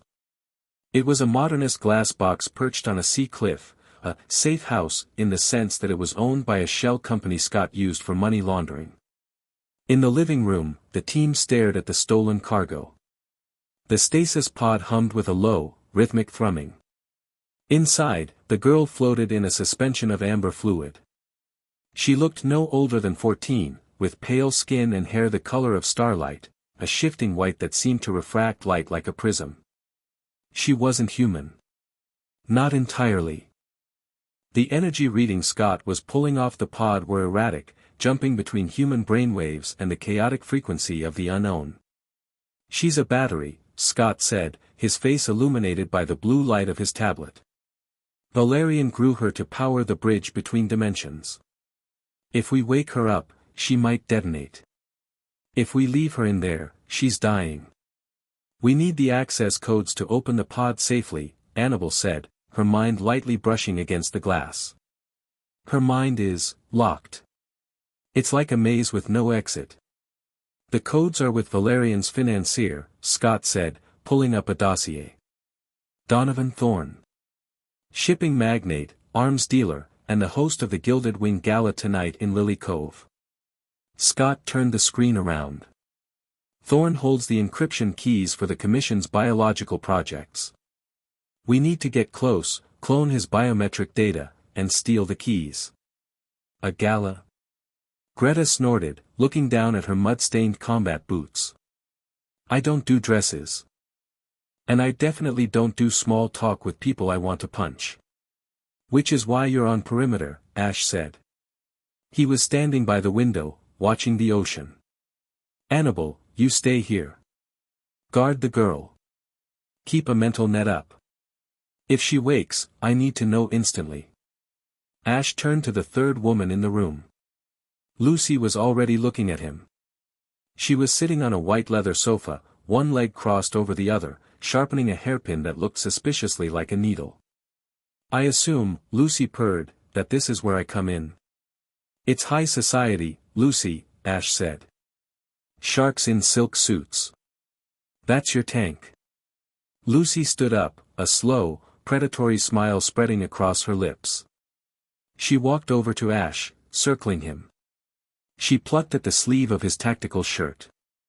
Finally, she murmured. A battlefield I don't have to share with the brute. She glanced at Greta, who flipped her off. Lucy turned back to Ash, her eyes critical. But you're a disaster. You walk like a soldier and dress like a hobo. If you're going to be my escort, Sovereign, you need to be broken down and rebuilt. Tonight, you aren't the commander. You're the arm candy. Can you handle being a prop? Ash looked at her. His expression was unreadable. Just get the suit, Lucy. The master bedroom, 1900 hours. The suit was midnight blue, tailored to an inch of its life. Lucy had acquired it from a high-end boutique in the city using methods Ash decided not to ask about. Ash stood in front of the mirror, adjusting the cuffs. He felt constricted. The collar was tight, the fabric was stiff. It felt like armor, just a different kind. Lucy entered the room. She was wearing a dress that was less a garment and more a weapon. It was a deep, shimmering crimson, cut low in the back and high on the thigh. It clung to her like a second skin. Her dark hair was cascaded over one shoulder, and her lips were painted a dangerous shade of red. She paused in the doorway, expecting to have to fix his tie, to tell him to stand up straight, to mock his discomfort. She stopped. Ash wasn't fidgeting. He stood with a natural, relaxed posture, one hand in his pocket, the other checking his watch. He didn't look like a boy playing dress-up. He looked like he owned the building. You cleaned up, Lucy said, masking her surprise with a cool tone. She walked over, carrying a small velvet box.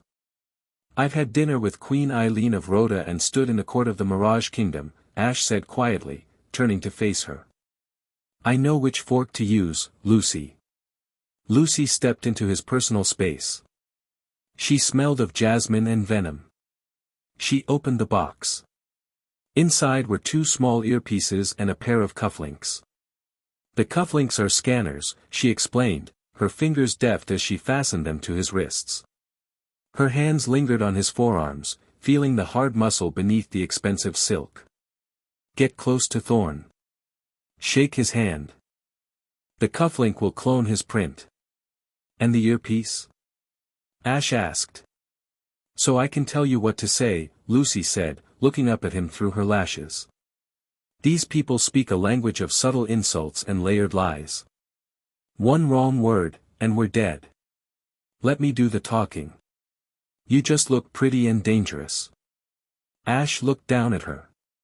His gaze was intense, stripping away the Pike Queen persona she wore like armor. I'll follow your lead, Lucy, Ash said. But don't mistake silence for ignorance. He offered her his arm. Shall we? The Thorne estate, 20-30 hours. The gala was a kaleidoscope of excess. Crystal chandeliers the size of cars hung from the vaulted ceiling. The room was filled with the elite of Hoenn, politicians, CEOs, celebrities, sipping champagne that cost more than most trainers made in a year. Ash and Lucy descended the grand staircase. Heads turned. They were a striking pair. Lucy radiated a cold, untouchable glamour. Ash was the dark, stoic counterpoint. He moved with a prowling grace that stood out in a room full of soft, pampered bodies. Thorn is at the center table, Lucy's voice whispered in Ash's ear. The fat man with the gold vest. Don't look directly at him. I see him, Ash murmured, taking a glass of sparkling water from a passing tray. We need to work the room, Lucy directed. Establish cover. We are investors from Sinno. The Ketchum Consortium. You're the silent partner, I'm the face. They moved into the crowd. Lucy was in her element. She flitted from conversation to conversation, charming a senator, laughing at a banker's dry joke, subtly extracting information. She treated Ash like a bodyguard-husband hybrid, present, imposing, but silent. Ash played the part. He nodded at the right times, sipped his water, and scanned the perimeter. For guards at the north exit, he noted mentally. Concealed holsters. High-end earpieces. This isn't private security. It's commissioned black ops disguised as staff. Ah, the lovely Lady Luck, a voice boomed. A man blocked their path. It was a slimy league official from Mauville, clearly drunk. He leered at Lucy, his eyes dropping to her neckline. And who is this? The official slurred, gesturing at Ash with a half-empty glass. The boy toy. Lucy stiffened. She prepared a verbal barb that would eviscerate the man's ego, but the official reached out, his hand grasping for Lucy's waist. Come on, ditch the mute. Let's talk about, Ash moved. He didn't strike the man. He stepped between them, his movement so fluid it didn't even ripple the liquid in his glass. He caught the official's hand in a handshake that looked friendly but stopped the man's arm dead in the air. Councilman, Ash said. His voice was smooth, cultured, but carrying a subsonic rumble of threat. I believe you're spilling your drink. He squeezed. Just a fraction. The official gasped, his bones grinding. He looked into Ash's eyes and saw a bottomless pit of cold authority. The alcohol evaporated from his system instantly. My apologies, the official stammered. Apologize to the lady, Ash said softly. Sorry. My mistake, the man squeaked, pulling his hand back and retreating into the crowd. Ash turned back to Lucy. You okay? Lucy stared at him. She had expected him to cause a scene, or to stand there confused. Instead, he had diffused the threat with a terrifying elegance. I had it handled, she lied, her voice breathless. I know, Ash said, taking a sip of water. But no one touches my team. Lucy felt a flush rise up her neck that had nothing to do with the room's temperature. She cleared her throat. Thorn is moving to the balcony. It's time. The balcony. Donovan Thorn was smoking a cigar, overlooking the ocean. He was alone, save for two guards in the shadows. Mr. Thorn, Lucy said, stepping out into the cool night air. Her voice was pure honey. I've been dying to ask about your shipping routes in the Orange Archipelago. Thorn turned. He was a gross man, sweating in his gold vest, but his eyes were sharp. I don't discuss business during pleasure, my dear. Even for a potential investor. Lucy stepped closer, her hand drifting to his lapel. I represent a very interested party. Thorn smirked. And the silent brooding type? He nodded at Ash. He writes the checks, Lucy said dismissively. I make the decisions. Is that so? Thorn chuckled. He looked at Ash. You have a firm grip on your leash, boy. Ash walked forward. He didn't look at Lucy. He looked Thorn dead in the eye. The check, Ash said, extending his hand. Thorn blinked, confused by the non sequitur, but reflex took over. He reached out to shake Ash's hand. Click. The cufflink buzzed against Ash's wrist. Clone complete. Is blank, Ash finished the sentence, dropping Thorn's hand. What? Thorn frowned. The check is blank, Ash said, his tone shifting. The polished diplomat vanished, the sovereign returned. Because you aren't selling shipping routes, Thorn. You're selling the end of the world. Thorn's face went pale. He tapped his ear. Security. Nullgear won't save you here, Lucy hissed, dropping the act. She produced a needle-thin dagger from the folds of her dress. No, Thorn sneered, backing away. But they will. The balcony doors shattered. For assassins, the Shadow Triad, again, burst through the glass. But they weren't alone. A massive, quadrupedal robot smashed through the railing from the roof above. It was a spider tank, armed with a Gatling gun. Kill them. Thorn screamed, running for the side door. Ash. Lucy shouted. Get Thorn. Ash ordered. I'll handle the spider. Lucy didn't hesitate. She hitched up her dress and sprinted after Thorn, her heels clicking like gunshots. 2 Shadow Triad assassins moved to intercept her. Ash stood alone against the spider tank and the remaining 2 assassins. The tank spun its gun barrel. Ash didn't have his belt. He had shrunk his poke balls to microscopic size and hidden them in the lining of his jacket. Septile. Ash roared, tearing the lining open. The forest Pokémon exploded from the ball in a leaf storm of green energy. Septile looked sleek and deadly, the twig in his mouth twitching. Leaf blade. Cut the legs. Septile moved so fast he was a blur. The energy blades on his arms glowed neon green. He sliced through the hydraulic legs of the spider tank, sending it crashing to the patio. But the assassins were fast. One lunged at Ash with a poisoned katana. Ash couldn't dodge in the tight suit. He raised his arm, bracing the expensive fabric. Clang. The blade sparked against a hardened ridge of aura Ash projected at the last second. It held for only a moment, but it was enough. Ash drove a fist into the assassin's throat. The hallway Lucy was cornered. She had chased Thorn into a service corridor, but the 2 assassins had cut her off. She had no Pokémon, Sevaper's ball had been knocked from her hand in the initial scuffle. She was alone. Just a woman in a dress with a dagger. Pretty bird, one assassin hissed. We'll pluck your feathers. Lucy smiled. It was terrifying. You think I need a Pokémon to kill you? She kicked off her heels. She stood barefoot on the marble floor. The assassin lunged.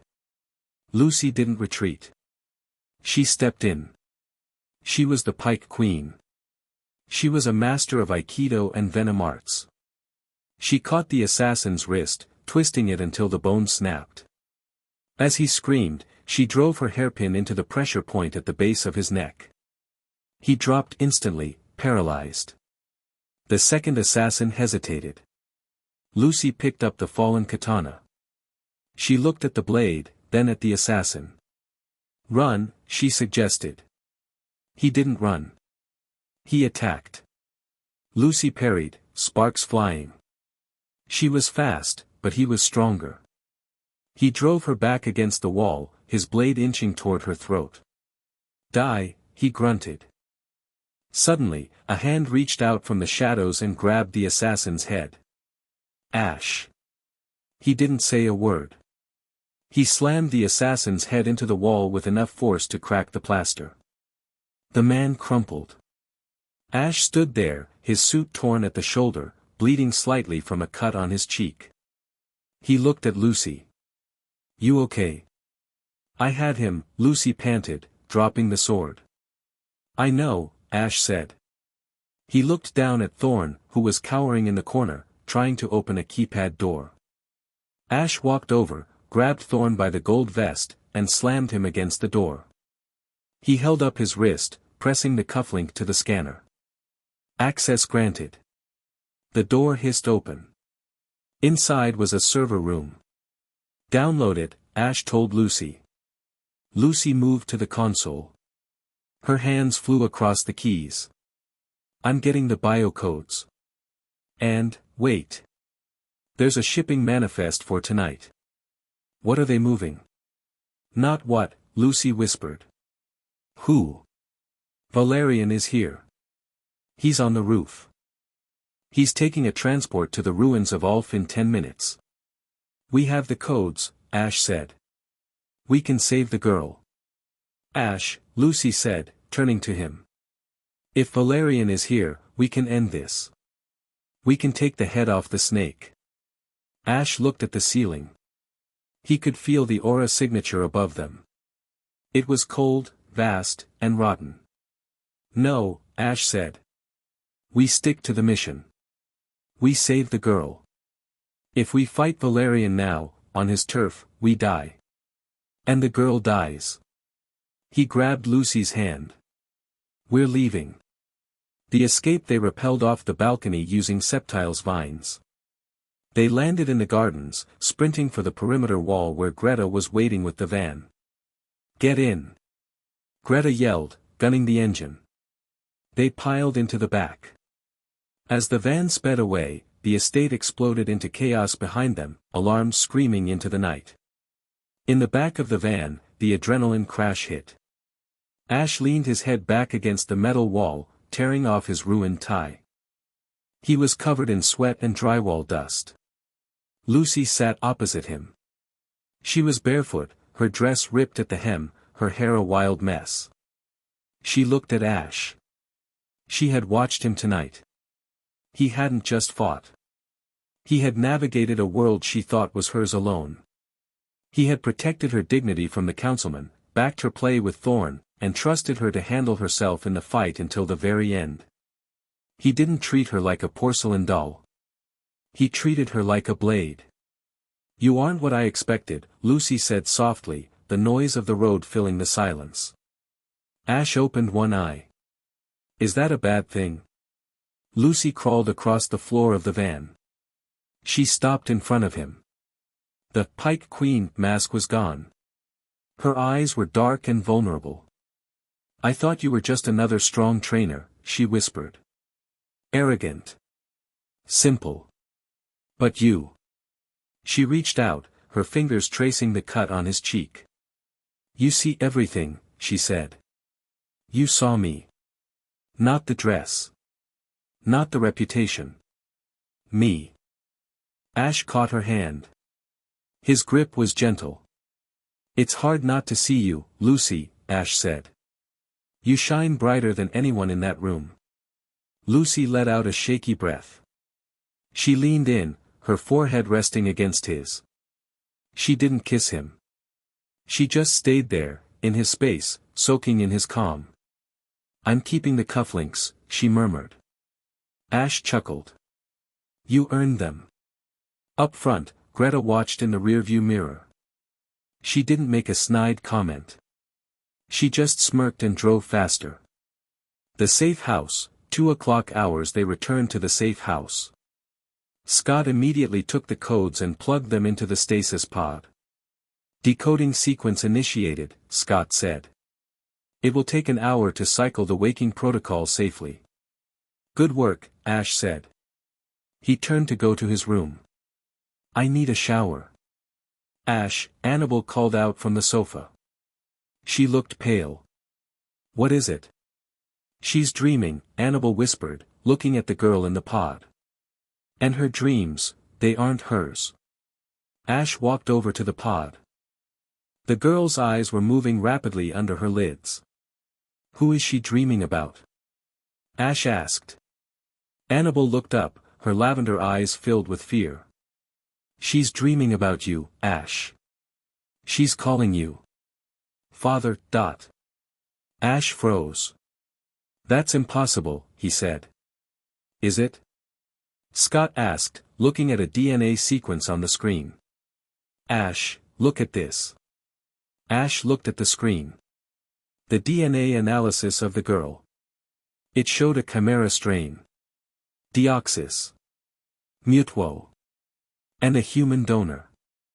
They needed a human stabilizer, Scott said, his voice trembling. Someone with a high aura potential to bind the psychic energies. Someone whose genetic material they scraped off a battlefield years ago. Scott looked at Ash. She has your DNA, Ash. She's your daughter. The silence in the room was absolute. Ash stared at the girl in the tank. The white hair. The familiarity of the aura he had felt earlier. He placed his hand on the glass. The girl's eyes snapped open. They were brown. Just like his. Chapter 5 End. Chapter 6, The God Killer. The word hung in the air, heavier than the humidity of the coming storm. Father. The glass of the stasis pod hissed, the seals disengaging with a pneumatic sigh. The amber fluid drained away rapidly, leaving the girl shivering on the metal floor of the tank. Ash moved before he thought. He pulled off his tactical jacket and vaulted the small railing, landing inside the open pod. He wrapped the jacket around her small, trembling frame. She looked up at him. Her eyes were wide, doe-like, and undeniably his. The shape, the warmth, the intensity, it was like looking into a mirror that reflected a different life. Who are you? Ash asked, his voice gentle but laced with a tremor he couldn't hide. The girl blinked. She reached out a pale hand, her fingers brushing the stubble on his jaw. I am. Subject 7, she whispered. Her voice was dual-layered, a human tone overlaid with a psychic resonance that vibrated in everyone's teeth. But the voices. The voices call you the source. The source, Scott muttered, typing frantically on the console. Ash, her genetic makeup is stabilizing. She's not just a battery anymore. She's waking up. And she's broadcasting a homing signal. Turn it off, Greta snapped, her hand on her pokeball. I can't. Scott yelled. It's biological. She's a beacon. Valerian knows exactly where we are.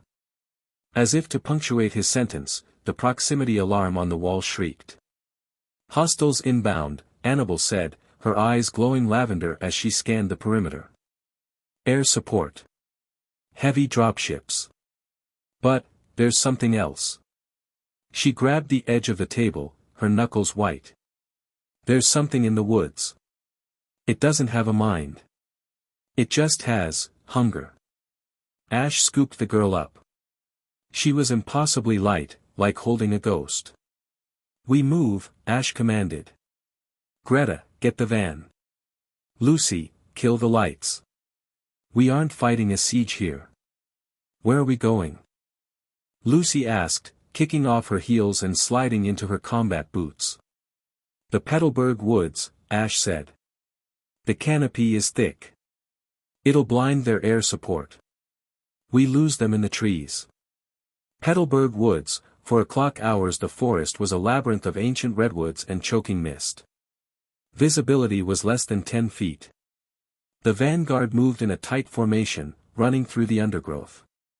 Ash carried the girl, 7, on his back. She clung to him, her face buried in his neck. He could feel her heartbeat against his spine. It was erratic, sinking slowly to the rhythm of his own.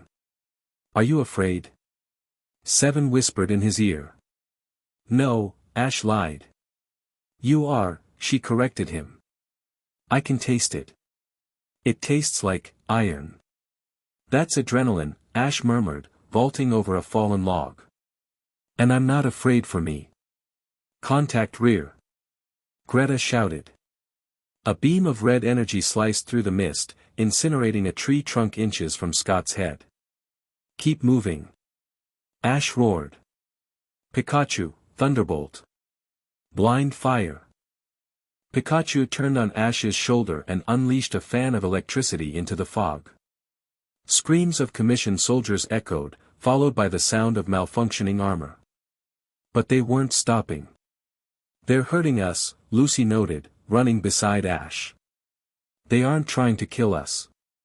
They're pushing us toward a clearing. Anabel, what is that thing you sensed? Ash demanded. Anabel was running with her eyes closed, guided by Ash's aura. It's ahead. It's waiting. Ash, it feels like the void. They burst into a clearing, a circle of dead grass where nothing grew. In the center stood a nightmare. It was humanoid, standing 8 feet tall. Its body was a sleek, armored carapace of black and purple biometal. It had 4 arms, each ending in razor-sharp obsidian claws. Its head was featureless save for a single, vertical glowing slit that pulsed with a sickly orange light. It didn't breathe. It didn't move.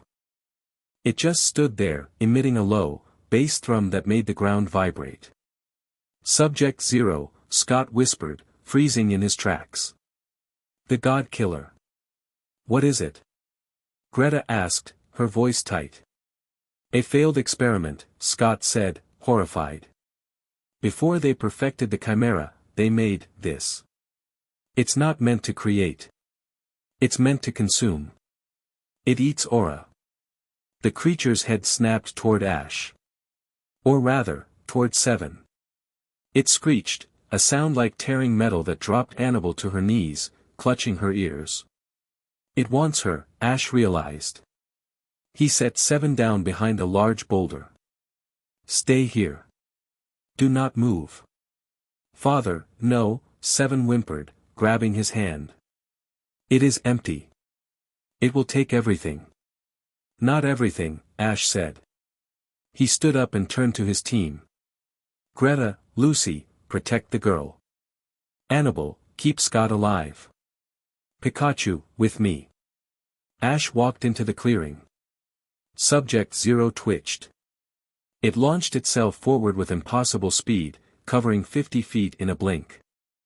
Pikachu, Iron Tail. Pikachu intercepted, his tail glowing white-hot.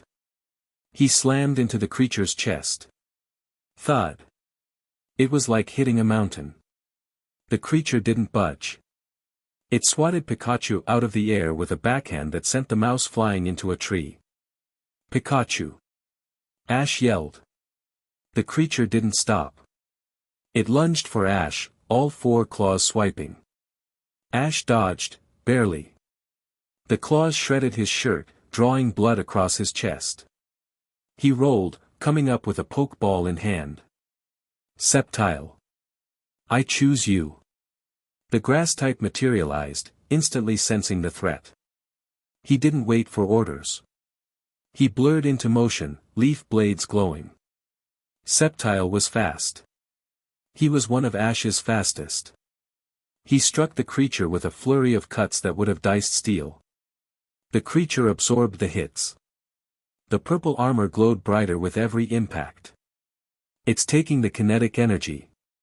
Scott screamed from the tree line. Don't hit it physically. Flamethrower. Charizard. Ash roared, releasing his heavy hitter. Charizard appeared in the sky, unleashing a torrent of fire. The blue-white flames engulfed the God Killer. For a moment, it seemed to work. The creature staggered. Then, the slit on its face opened. A vortex of black energy spiraled out. The fire was sucked into the creature. It ate the flames. It grew larger. It eats energy too. Lucy hissed, drawing her daggers. How do you kill something that eats damage? The God Killer roared, powered up by Charizard's fire. It pointed a hand at Sceptile. A blast of compressed shadow energy, dark pulse, but amplified 10 times, erupted. Sceptile tried to dodge. He wasn't fast enough. The blast hit him square in the chest. There was a sickening crunch. Sceptile was thrown across the clearing, crashing through 3 trees before skidding to a halt in the dirt. He didn't get up. His twig, usually clamped firmly in his jaw, lay broken on the ground. Sceptile. Ash screamed. The rage hit him like a physical blow.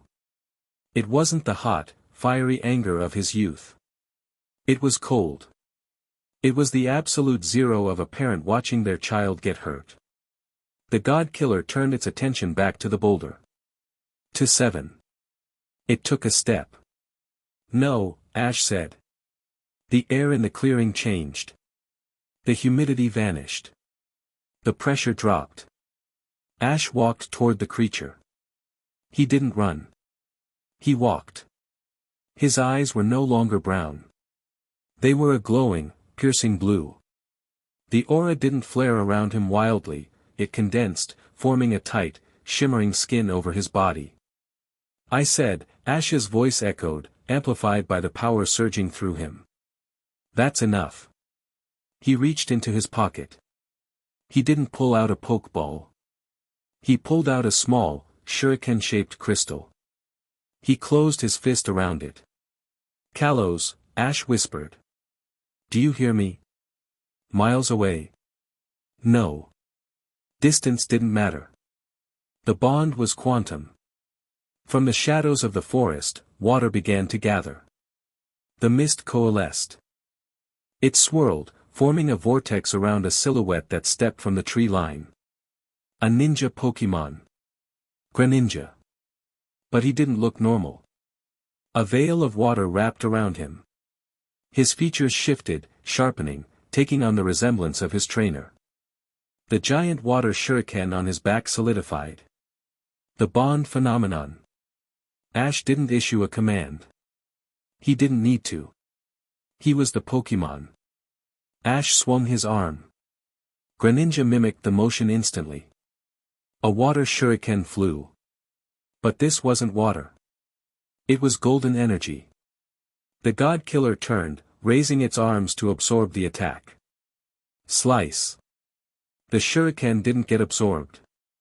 It cut the creature's upper right arm clean off. The creature shrieked, a sound of genuine fear. You can absorb energy, Ash said, his voice overlapping with Greninja's in a terrifying harmony. But you can't absorb a soul. Ash stomped his foot. Greninja vanished, reappearing directly above the monster. Aerial ace. Greninja's limbs glowed. He descended like a guillotine. The creature tried to block with its remaining arms, but the force drove it into the ground, creating a crater 10 feet wide. Ash felt the impact in his own fists. He felt the resistance of the creature's armor, and he felt it crack. Double team. Dozens of Ash Greninjas appeared, circling the crater. The God Killer thrashed, firing dark beams wildly. They passed through the illusions. Cut. The real Greninja slid under the creature's guard. A blade of white kunai stabbed into the glowing slit on its face. The creature convulsed. The energy it had stolen began to leak out, exploding in violent bursts. Finish it, Ash whispered. Greninja leaped back. He raised a hand. The water in the atmosphere rushed to him. A massive shuriken, glowing orange like the sun, formed above his head. Water shuriken. Maximum. Ash threw his hand down. Greninja launched the sun. The explosion turned the night into day.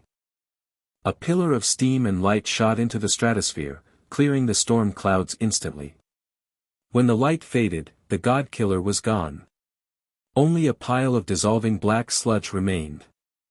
Ash stood in the clearing, panting. The blue glow faded from his eyes. Greninja reverted to his normal form, dropping to one knee, exhausted. Ash stumbled. The feedback from the bond hit him. His vision blurred. Ash. 7 ran from behind the boulder.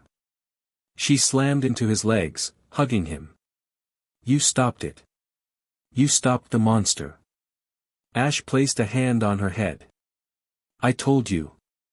No one touches my team. The victory was absolute. Or so they thought. Ash. Greta's scream tore through the relief. Ash spun around. On the other side of the clearing, near the tree line where Scott had been hiding, stood 3 figures. The Shadow Triad. And between them, held in a chokehold, was Scott. An impressive display, sovereign, one of the assassins said, his voice modulated. Valerian will be interested to study that phenomenon. Let him go, Ash growled, taking a step forward. But he stumbled. He was drained. Greninja was down. Pikachu was hurt. Sceptile was unconscious. We have what we came for, the assassin said. We needed the girl, or we needed the leverage. A teleportation circle glowed beneath their feet. Trade us the girl at the ruins of Ulf, the assassin said. Or the director dies. Scott! Ash yelled, lunging forward. Don't follow, Ash! Scott screamed. Protect the, zap. They vanished. The clearing was silent again. Ash fell to his knees, his fist pounding the dirt. He had won the battle. He had saved his daughter. But he had lost his general. Anabel walked over, her face pale. She knelt beside him. We can find him, she whispered. I have his psychic signature. Greta recalled the unconscious Sceptile, her face grim. Lucy was checking Pikachu.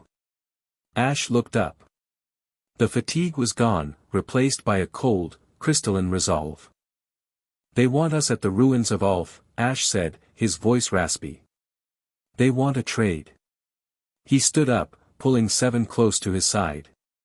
They aren't getting a trade, Ash Ketchum said. They're getting a war.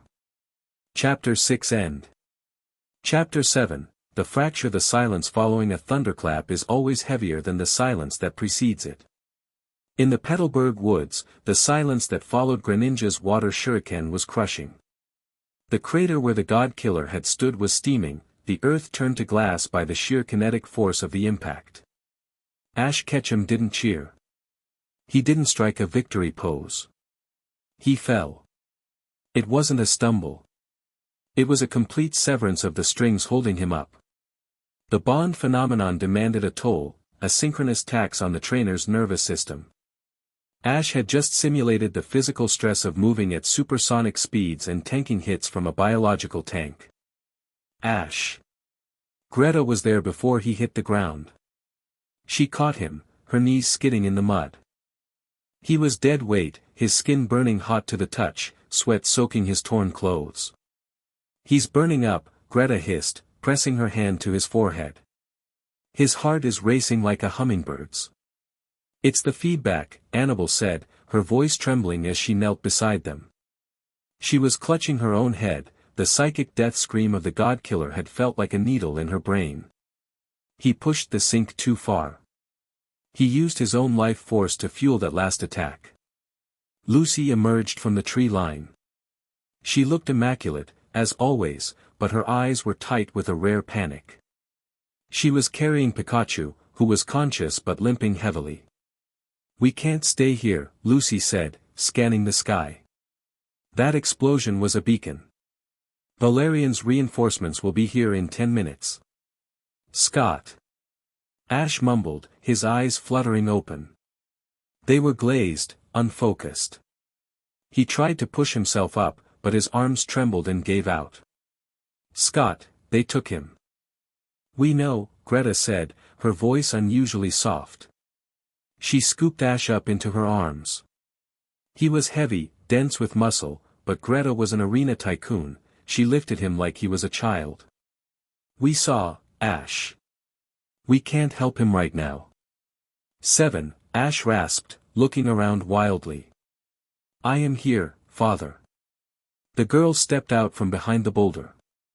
She looked unharmed, but her aura was gray with guilt. She stared at Ash's broken state, then at the crater. We need cover, Greta commanded, taking charge in the vacuum of Ash's collapse. Anabel, scan for caves. Lucy, mask our trail. I'm carrying him. There's a limestone network 2 miles east, Anabel said, her eyes glowing faintly. Deep underground. The magnetic or there will hide our thermal signatures. Move, Greta ordered.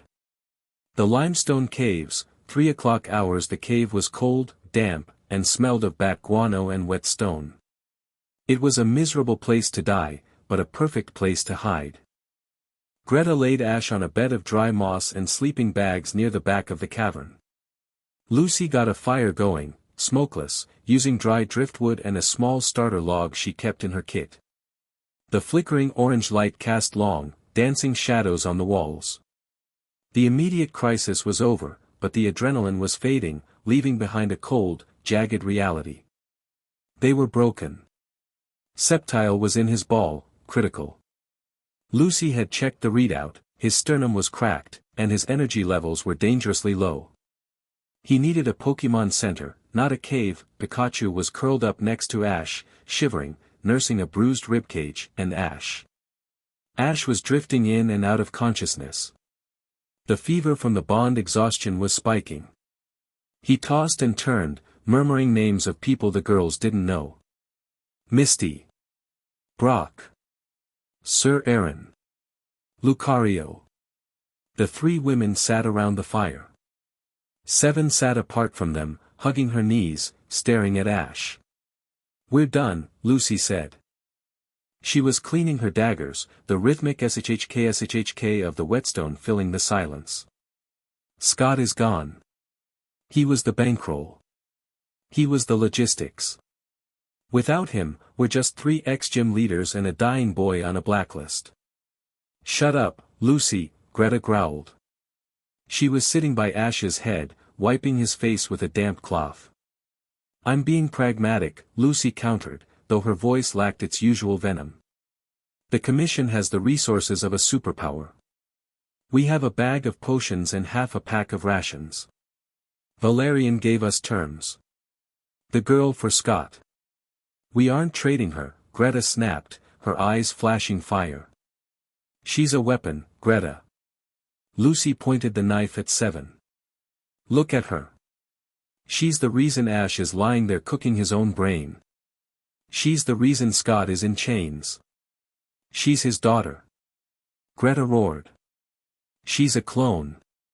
Lucy shouted back. "She's a biology experiment mixed with Deoxys DNA. She isn't human."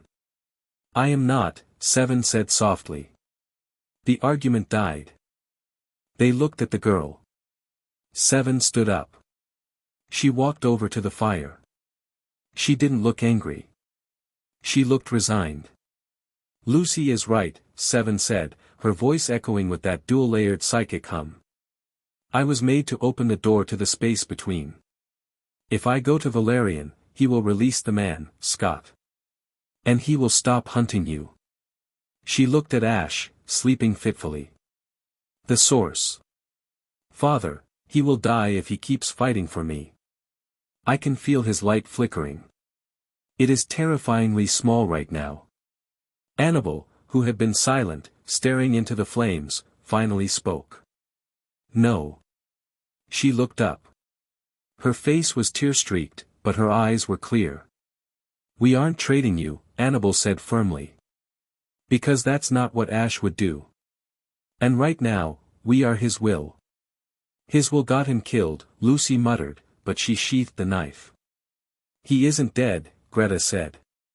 She looked down at Ash. "He's just recharging." But the doubt hung in the air. The fracture wasn't just about logistics. It was about faith. They had followed Ash because he was a force of nature. He was invincible. He commanded gods. Seeing him like this, mortal, broken, shivering, shook the foundation of their belief. Was he really the sovereign? Or was he just a kid who didn't know when to quit? The fevered dream Ash was floating in dark water. It was cold. Peaceful. Below him, the abyss stretched forever. Above him, a faint light shimmered. "Give up," a voice whispered. It sounded like Valerian. "You have fought enough. You have won enough leagues. You have saved enough worlds. Rest." Ash felt the pull of the deep. It was seductive. His body hurt. His soul was tired. Why not drift? Why not let someone else be the hero for once? Then, he felt warmth. Hands. One pair of hands, rough and calloused, holding his own. Greta. One pair of hands, cool and delicate, brushing his hair. Lucy. One mind, wrapping around his consciousness like a blanket, keeping the nightmares at bay. Anabel. And a small, erratic heartbeat pressed against his chest. 7. They are still there, Ash thought. They are waiting. They are afraid, the voice whispered. Then I have to wake up, Ash decided. I can't leave them in the dark. He kicked against the abyss. He swam toward the light. The awakening Ash woke with a gasp, sitting bolt upright. Whoa, easy. Greta's arms were around him instantly, holding him steady as he swayed. He was soaked in sweat. The cave spun. His head throbbed like a drum. Water, he croaked. A canteen was pressed to his lips. He drank greedily. It was Anabel holding it. Her eyes were red, but she smiled as he drank. You've been out for 6 hours, Anabel said softly. The fever just broke. Ash wiped his mouth. He looked around. The fire was dying. The mood was somber. He saw Septile's pokeball sitting on a rock, the red indicator light blinking slowly, critical condition. Septile? Ash asked, his voice filled with dread. He's alive, Lucy said from the shadows. But he won't be fighting again anytime soon. His ribs are dust. Ash closed his eyes. Guilt, sharp and acrid, washed over him. He had pushed them too hard. He had led them into a trap. I'm sorry, Ash whispered. For what? Greta asked, tightening her arm around his shoulders. For taking out a god-level threat. For saving the kid. For failing Scott, Ash said. He looked at his hands, they were shaking. I let them take him. I wasn't fast enough. You were fighting a four-armed monster, Lucy said, walking into the light. She sat down opposite him. You can't save everyone, Ash. I have to, Ash said. He looked at Seven, who was hiding in the corner. Come here. Seven hesitated, then walked over. Ash pulled her into a hug. She buried her face in his chest.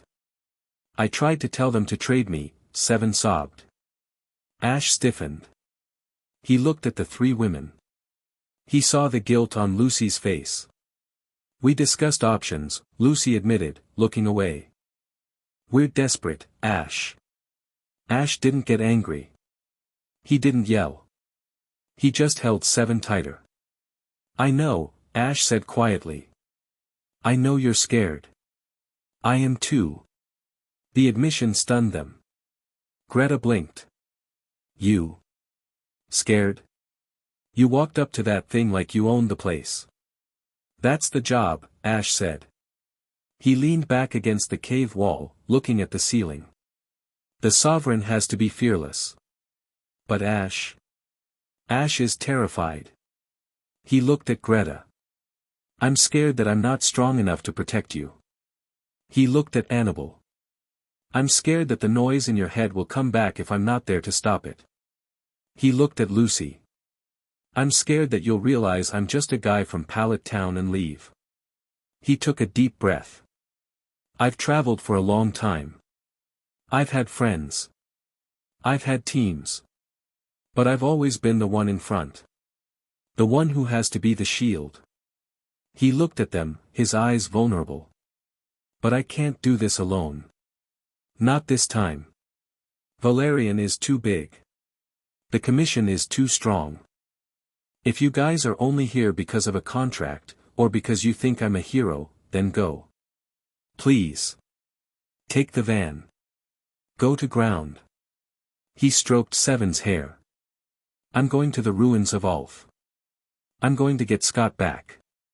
Even if I have to crawl. But I won't ask you to die for my mistake. Silence stretched in the cave. Greta was the first to move. She shifted, moving from his side to sit directly in front of him. She took his face in her hands. Her calloused thumbs traced his cheekbones. "You idiot," Greta whispered roughly. "You think I'm here for a contract? I'm here because you're the only man I've ever met who can take a punch for me and not ask for a thank you." She leaned in, her forehead pressing against his. "You aren't the shield anymore, Ash. We are the phalanx. If you crawl, I carry you. If you bleed, I bleed." Anabel moved next. She sat beside him, leaning her head on his shoulder. "The silence is nice," Anabel murmured. "But I realized something while you were sleeping. I don't just want the quiet. I want the source. I want the person who cares enough to create it." She took his hand, interlacing her fingers with his. "I'm not going anywhere." Ash looked at Lucy. The Pike Queen stood with her arms crossed. She sighed, a long, dramatic exhalation. "You people are exhausting," she said. But there was a softness in her eyes that betrayed her. She walked over and knelt beside his injured leg. She placed a hand on his knee. "I've spent my life around men who want to own me," Lucy said. "You're the first one who offered me a door and told me I could walk out." She smirked.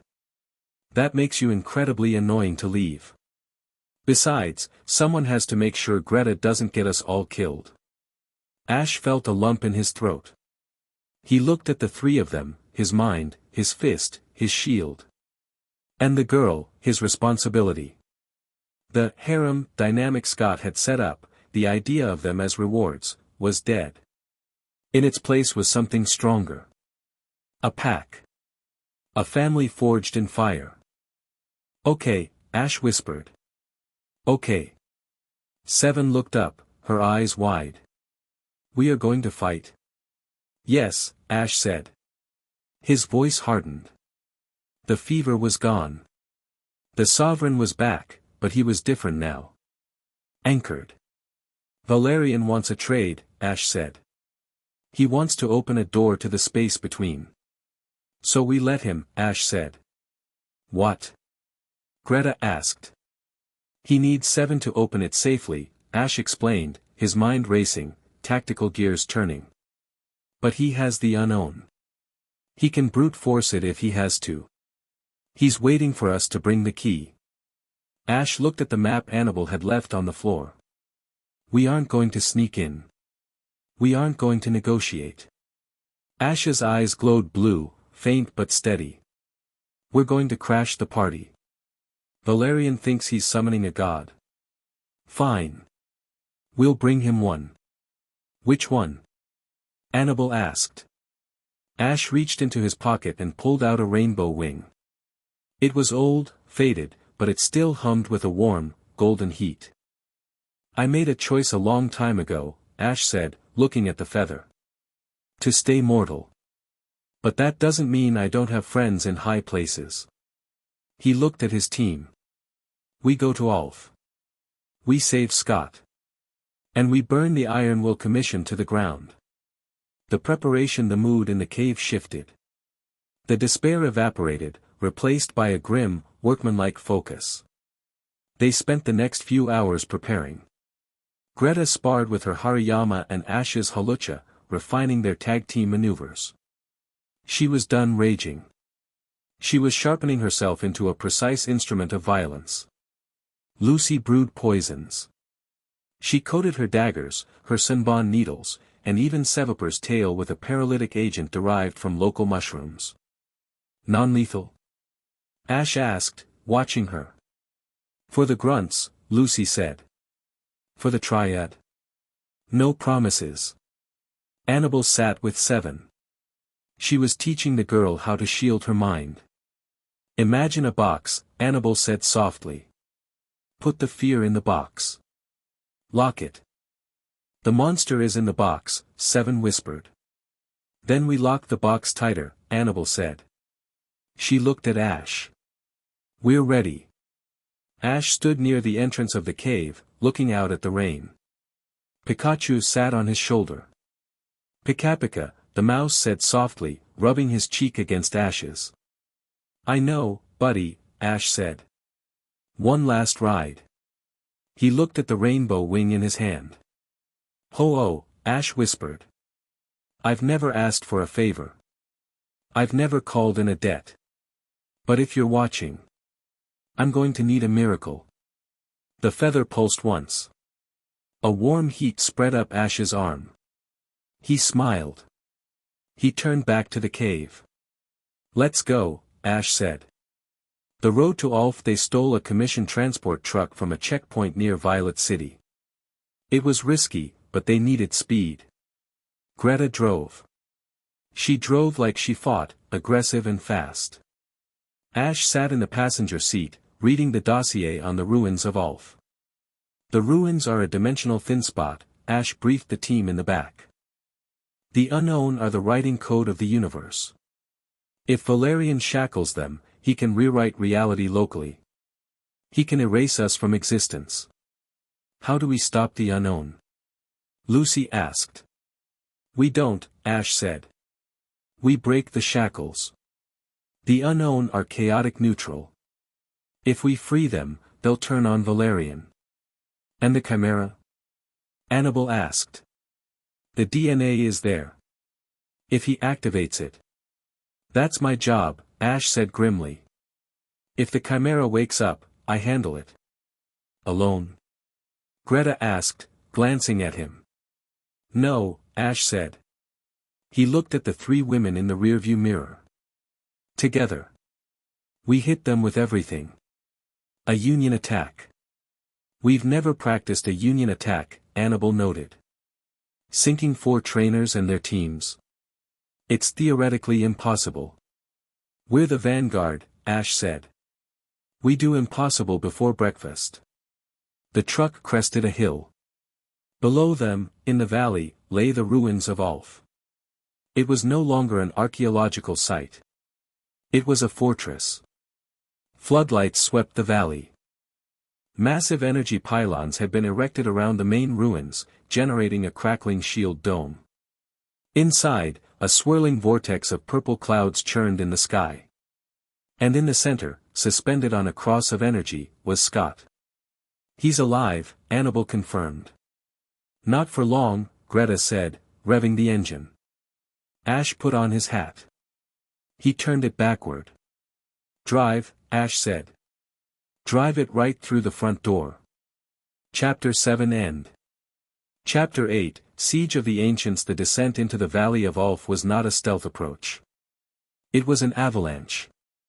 The stolen commissioned transport truck roared down the winding access road, its engine screaming as Greta floored the accelerator. The headlights cut through the unnatural purple fog that shrouded the ruins, illuminating the perimeter fence where commissioned soldiers were already scrambling into position. "Shield pylons at 12 o'clock. Greta yelled over the roar of the engine. "They're active." "I see them," Ash said from the passenger seat. He didn't look at the pylons, he looked through them. His aura vision painted the world in wireframes of energy. He could see the lattice of force connecting the massive metal spires, a barrier strong enough to disintegrate a tank. "Pikachu," Ash said calmly. "The frequency is modulating. Wait for the blue pulse." Pikachu, perched on the dashboard, braced his paws against the windshield. His cheeks sparked violently, the electricity turning from yellow to a blinding white. 3, 2, now. Pikachu didn't fire a bolt, he released a localized EMP blast. The electricity surged forward, moving faster than the truck, slamming into the central pylon just as its shielding cycle refreshed. Crack boom. The pylon overloaded. The energy feedback looped through the grid, shattering the barrier in a cascade of sparking blue glass. "Brace!" Greta roared. She didn't hit the brakes. She rammed the gate.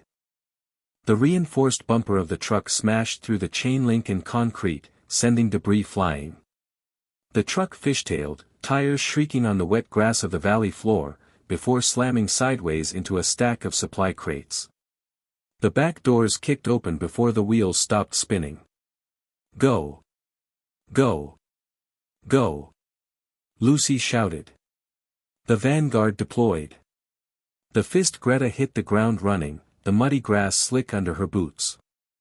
The air here tasted wrong, metallic and stale, like the inside of a microwave. Target the infantry. Greta commanded, releasing Hariyama and Medicam simultaneously.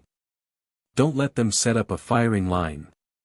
A squad of commissioned soldiers in heavy, riot null armor advanced, their suppression staves humming. They were disciplined, moving in a phalanx to box the intruders in. Greta grinned. She felt the vibration of ashes will in the back of her mind, a steady, drumming beat of push forward. Hariyama. Heavy slam. Break the center. The sumo Pokemon roared, glowing with steel energy, and threw his massive weight into the shield wall. The impact sounded like a car crash. The phalanx shattered, soldiers flying backward like bowling pins. Medicam. High jump kick. Clean up. Greta didn't just watch, she fought. She slid under a swinging stave, sweeping a soldier's legs out from under him. As he fell, she drove her elbow into the weak point of his neck armor. Left flank. Ash's voice cut through the chaos, not over a radio, but directly into her thoughts via Anabel's relay. Greta turned. A second squad was flanking them with net launchers. I got M. Greta yelled. She grabbed a fallen riot shield, spun, and hurled it like a discus. It clipped the lead soldier, ruining his aim. The net fired wildly, tangling his partner. Don't stop. Greta laughed, the adrenaline singing in her blood. Push them back to the ruins. She was a whirlwind. For the first time in years, she wasn't fighting for points or a badge. She was fighting for territory. She was the fist of the vanguard, and she was hammering the Iron Will Commission into the dirt. The shield while Greta drew the fire, Lucy slithered into the shadows. Her objective was the generator cluster powering the null field around the main ritual site. Without taking those down, Ash couldn't get close to Valerian. She moved low, her black dress replaced by a sleek tactical bodysuit. Sevapur trailed behind her, his scales shifting color to match the gloom. Careful, Lucy, Anabel's voice whispered in her mind. 3 heartbeats ahead. Their minds are empty. Enhanced soldiers. Understood, Lucy whispered back. She rounded a crumbling stone pillar. 3 soldiers guarded the generator. They weren't moving. They were staring outward, their helmets scanning with thermal optics. Lucy didn't charge. She reached into her belt and pulled out 3 needle-thin Senbon. She kissed the tips, coated in a fast-acting neurotoxin derived from roserade. Thwip. Thwip. Thwip. She threw them with the precision of a viper strike. The needles found the gaps in the neck armor. The soldiers grabbed their throats, gurgling, and collapsed silently. Amateurs, Lucy scoffed. She stepped up to the console. Sevapur, poison tail on the circuitry. Melt it. Sevapur raised his tail, dripping with purple acid. He slammed it into the control panel. Sparks flew as the metal hissed and liquefied. Suddenly, a cold blade pressed against Lucy's throat. She hadn't heard him. She hadn't smelled him. Even Sevapur hadn't reacted. Lady Luck runs out, a modulated voice whispered in her ear. A shadow triad assassin. Lucy didn't panic. She froze. You're late. We were waiting for you to separate from the herd. Wrong move, Lucy purred. She dropped.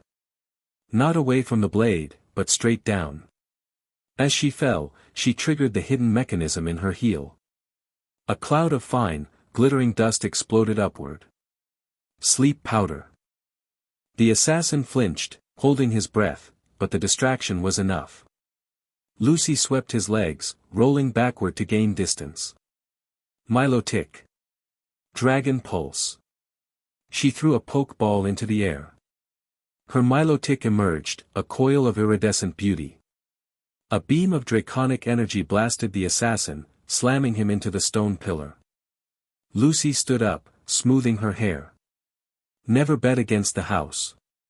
The mind Anabel sat inside the wreckage of the truck, her eyes closed, her hands pressed against her temples. She wasn't hiding. She was the battlefield commander. The psychic pressure in the valley was agonizing. The unknown, thousands of them, were swirling in the sky above the main ruins, their collective consciousness a chaotic scream of reality-warping static. It felt like standing under a waterfall of broken glass. Focus. Filter it out. Find the team. She built a mental map of the valley. She saw Greta as a burning red flame, tearing through the front lines. She saw Lucy as a cold purple spike, dismantling the defenses. And she saw Ash. Ash was a sun. A blinding, golden-blue singularity moving toward the center of the storm. Ash, she projected. The path is clear for 40 meters. But Valerian knows you're coming. The energy spike at the altar is rising. He's accelerating the ritual. I know, Ash's thought came back, calm and steady. Keep Seven safe, Anabel. Don't let her get close. She's with me, Anabel assured him. Seven was curled up next to her in the truck, trembling. But Ash, there's something else. The unknown aren't just angry. They're afraid. Of what? Of the machine. The sovereign Ash Ketchum walked through the center of the battlefield. He didn't run. He didn't dodge. He moved with an aura of inevitability. Bullets whizzed past him, deflected by sudden, impossible gusts of wind or intercepted by Pikachu's iron tail. Greninja moved like a shadow at his side, cutting down any soldier foolish enough to get within 10 feet. Ash reached the edge of the central plaza. The sight was horrific. The ancient ruins of Ulf had been desecrated. Massive steel drilling rigs had been bored into the stone. In the center, a containment field held a swirling vortex of unknown. They were being siphoned, their energy drained into cables that fed a massive platform. On the platform stood Scott, shackled to a pylon. He was unconscious, his skin gray. And looming over him was the machine. It was 20 feet tall. A bipedal mech suit of dark, gunmetal gray. But it wasn't just metal. Embedded in the chest was the struggling form of Regirock, embedded in the right shoulder was Registeel, embedded in the left shoulder was the corrupted, black-veined Regice. The Regimech. A profane fusion of technology and divinity. The cockpit opened. High Director Valerian looked down. He was hooked into the machine via neural cables, his eyes glowing with the stolen power of the golems. You are persistent, boy, Valerian's voice boomed, amplified by the mech. I offer you a new world order, and you choose to play hero in the mud. I choose freedom, Ash shouted, stepping onto the plaza. Let them go, Valerian. The legendaries aren't batteries. They are chaos. Valerian roared. They are natural disasters with heartbeats. I am bringing order to this planet. With the power of the unknown to rewrite the laws of physics, and the endurance of the Regis to enforce it, humanity will never fear the wilds again. The mech took a step forward. The ground shook. And once the Chimera is born, I will hunt down every last god and put them in a cage. Ash clenched his fists. The aura flared around him, blue and fierce. Not while I'm standing. Ash didn't reach for a pokeball. He reached out to the valley itself. He closed his eyes. He felt the fear of the unknown. He felt the anger of the wild Pokemon hiding in the hills, the Ursaring, the Xatu, the Quagsire, terrified by the machine. Fight with me, Ash projected. Not a command. A plea. Help me break the chains.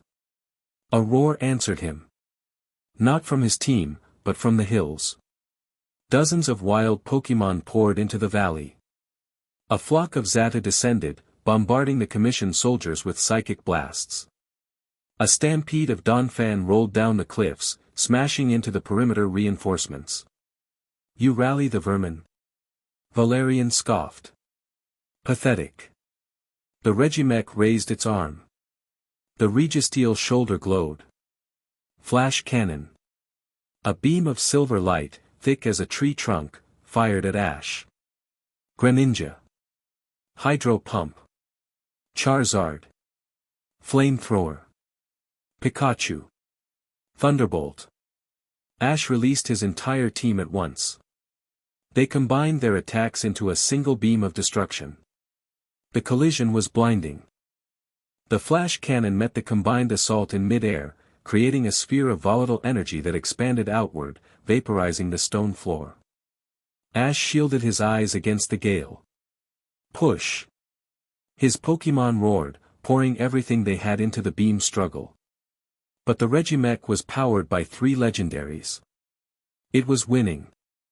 The silver beam began to push the combined attack back toward Ash. He's too strong. Greta yelled, sprinting onto the plaza. Her Hariyama looked battered, but she was still fighting. We have to flank him. Lucy. The joints. Ash shouted. Lucy emerged from the smoke, Milotic sliding around the mech's legs. Hydro pump on the knee.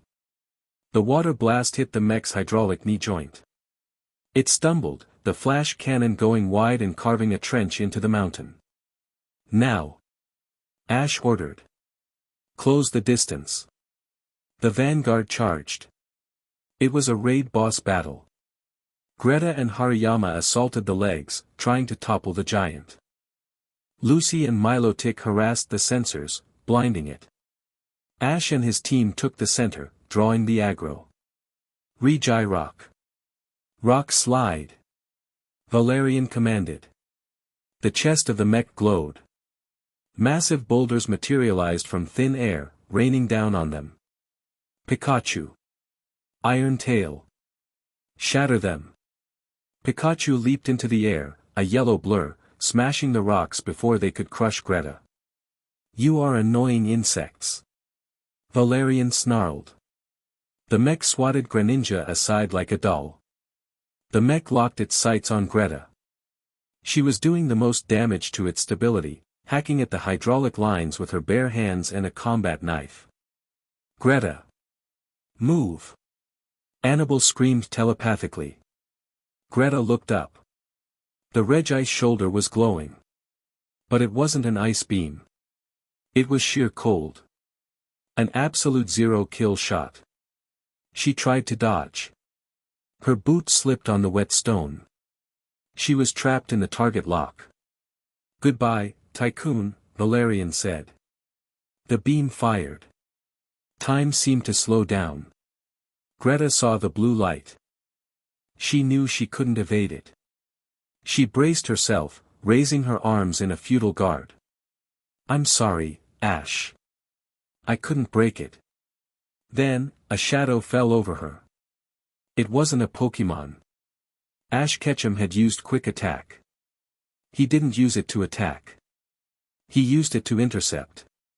He slid in front of Greta, his back to the beam, his arms spread wide. He flared his aura to its maximum, creating a blue barrier of pure will. Ash, no. Greta screamed. The sheer cold beam hit him.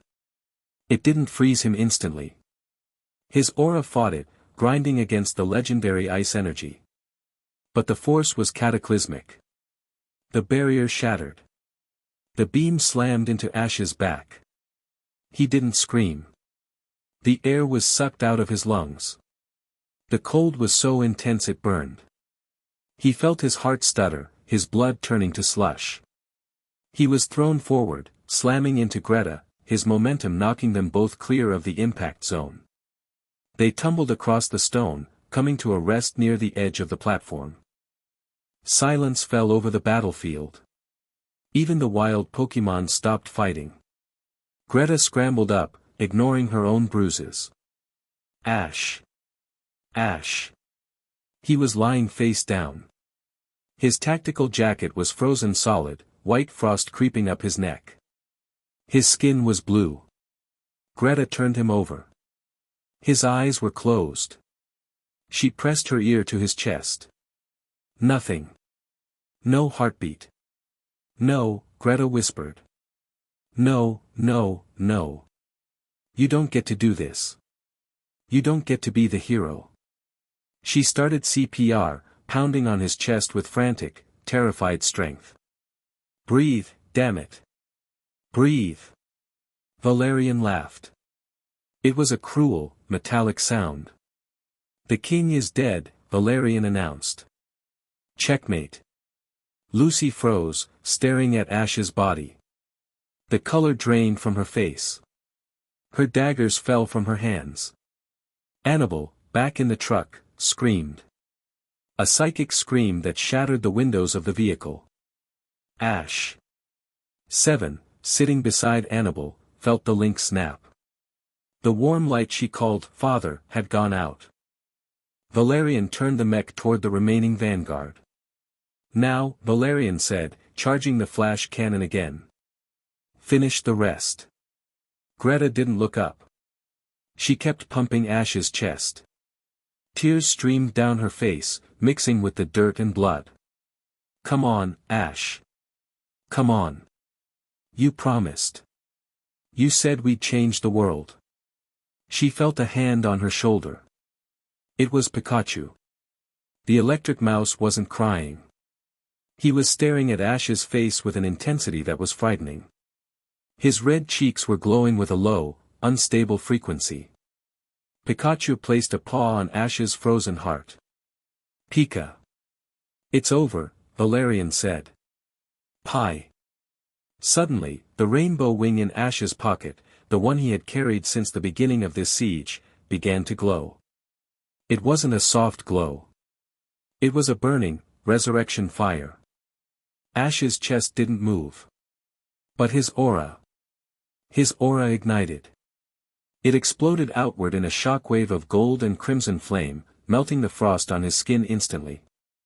It knocked Greta back. It pushed the Regimech to its knees. Ash's body lifted off the ground, suspended by the energy. His eyes snapped open. They weren't brown. They weren't blue. They were gold. The eyes of a phoenix. He took a breath, a massive, gasping inhalation that sounded like a vacuum seal breaking. Ash landed on his feet. He staggered once, then stood straight. He looked at his hands, watching the golden fire dance along his skin. He looked at Greta, who was staring at him like he was a ghost. I told you, Ash said. His voice was layered, echoing with the cry of a great bird. I made a choice to stay mortal. He turned to Valerian. The fire around him took the shape of massive wings. But I have friends in high places. Ash pointed at the Regimech, round 2. Chapter 8 end.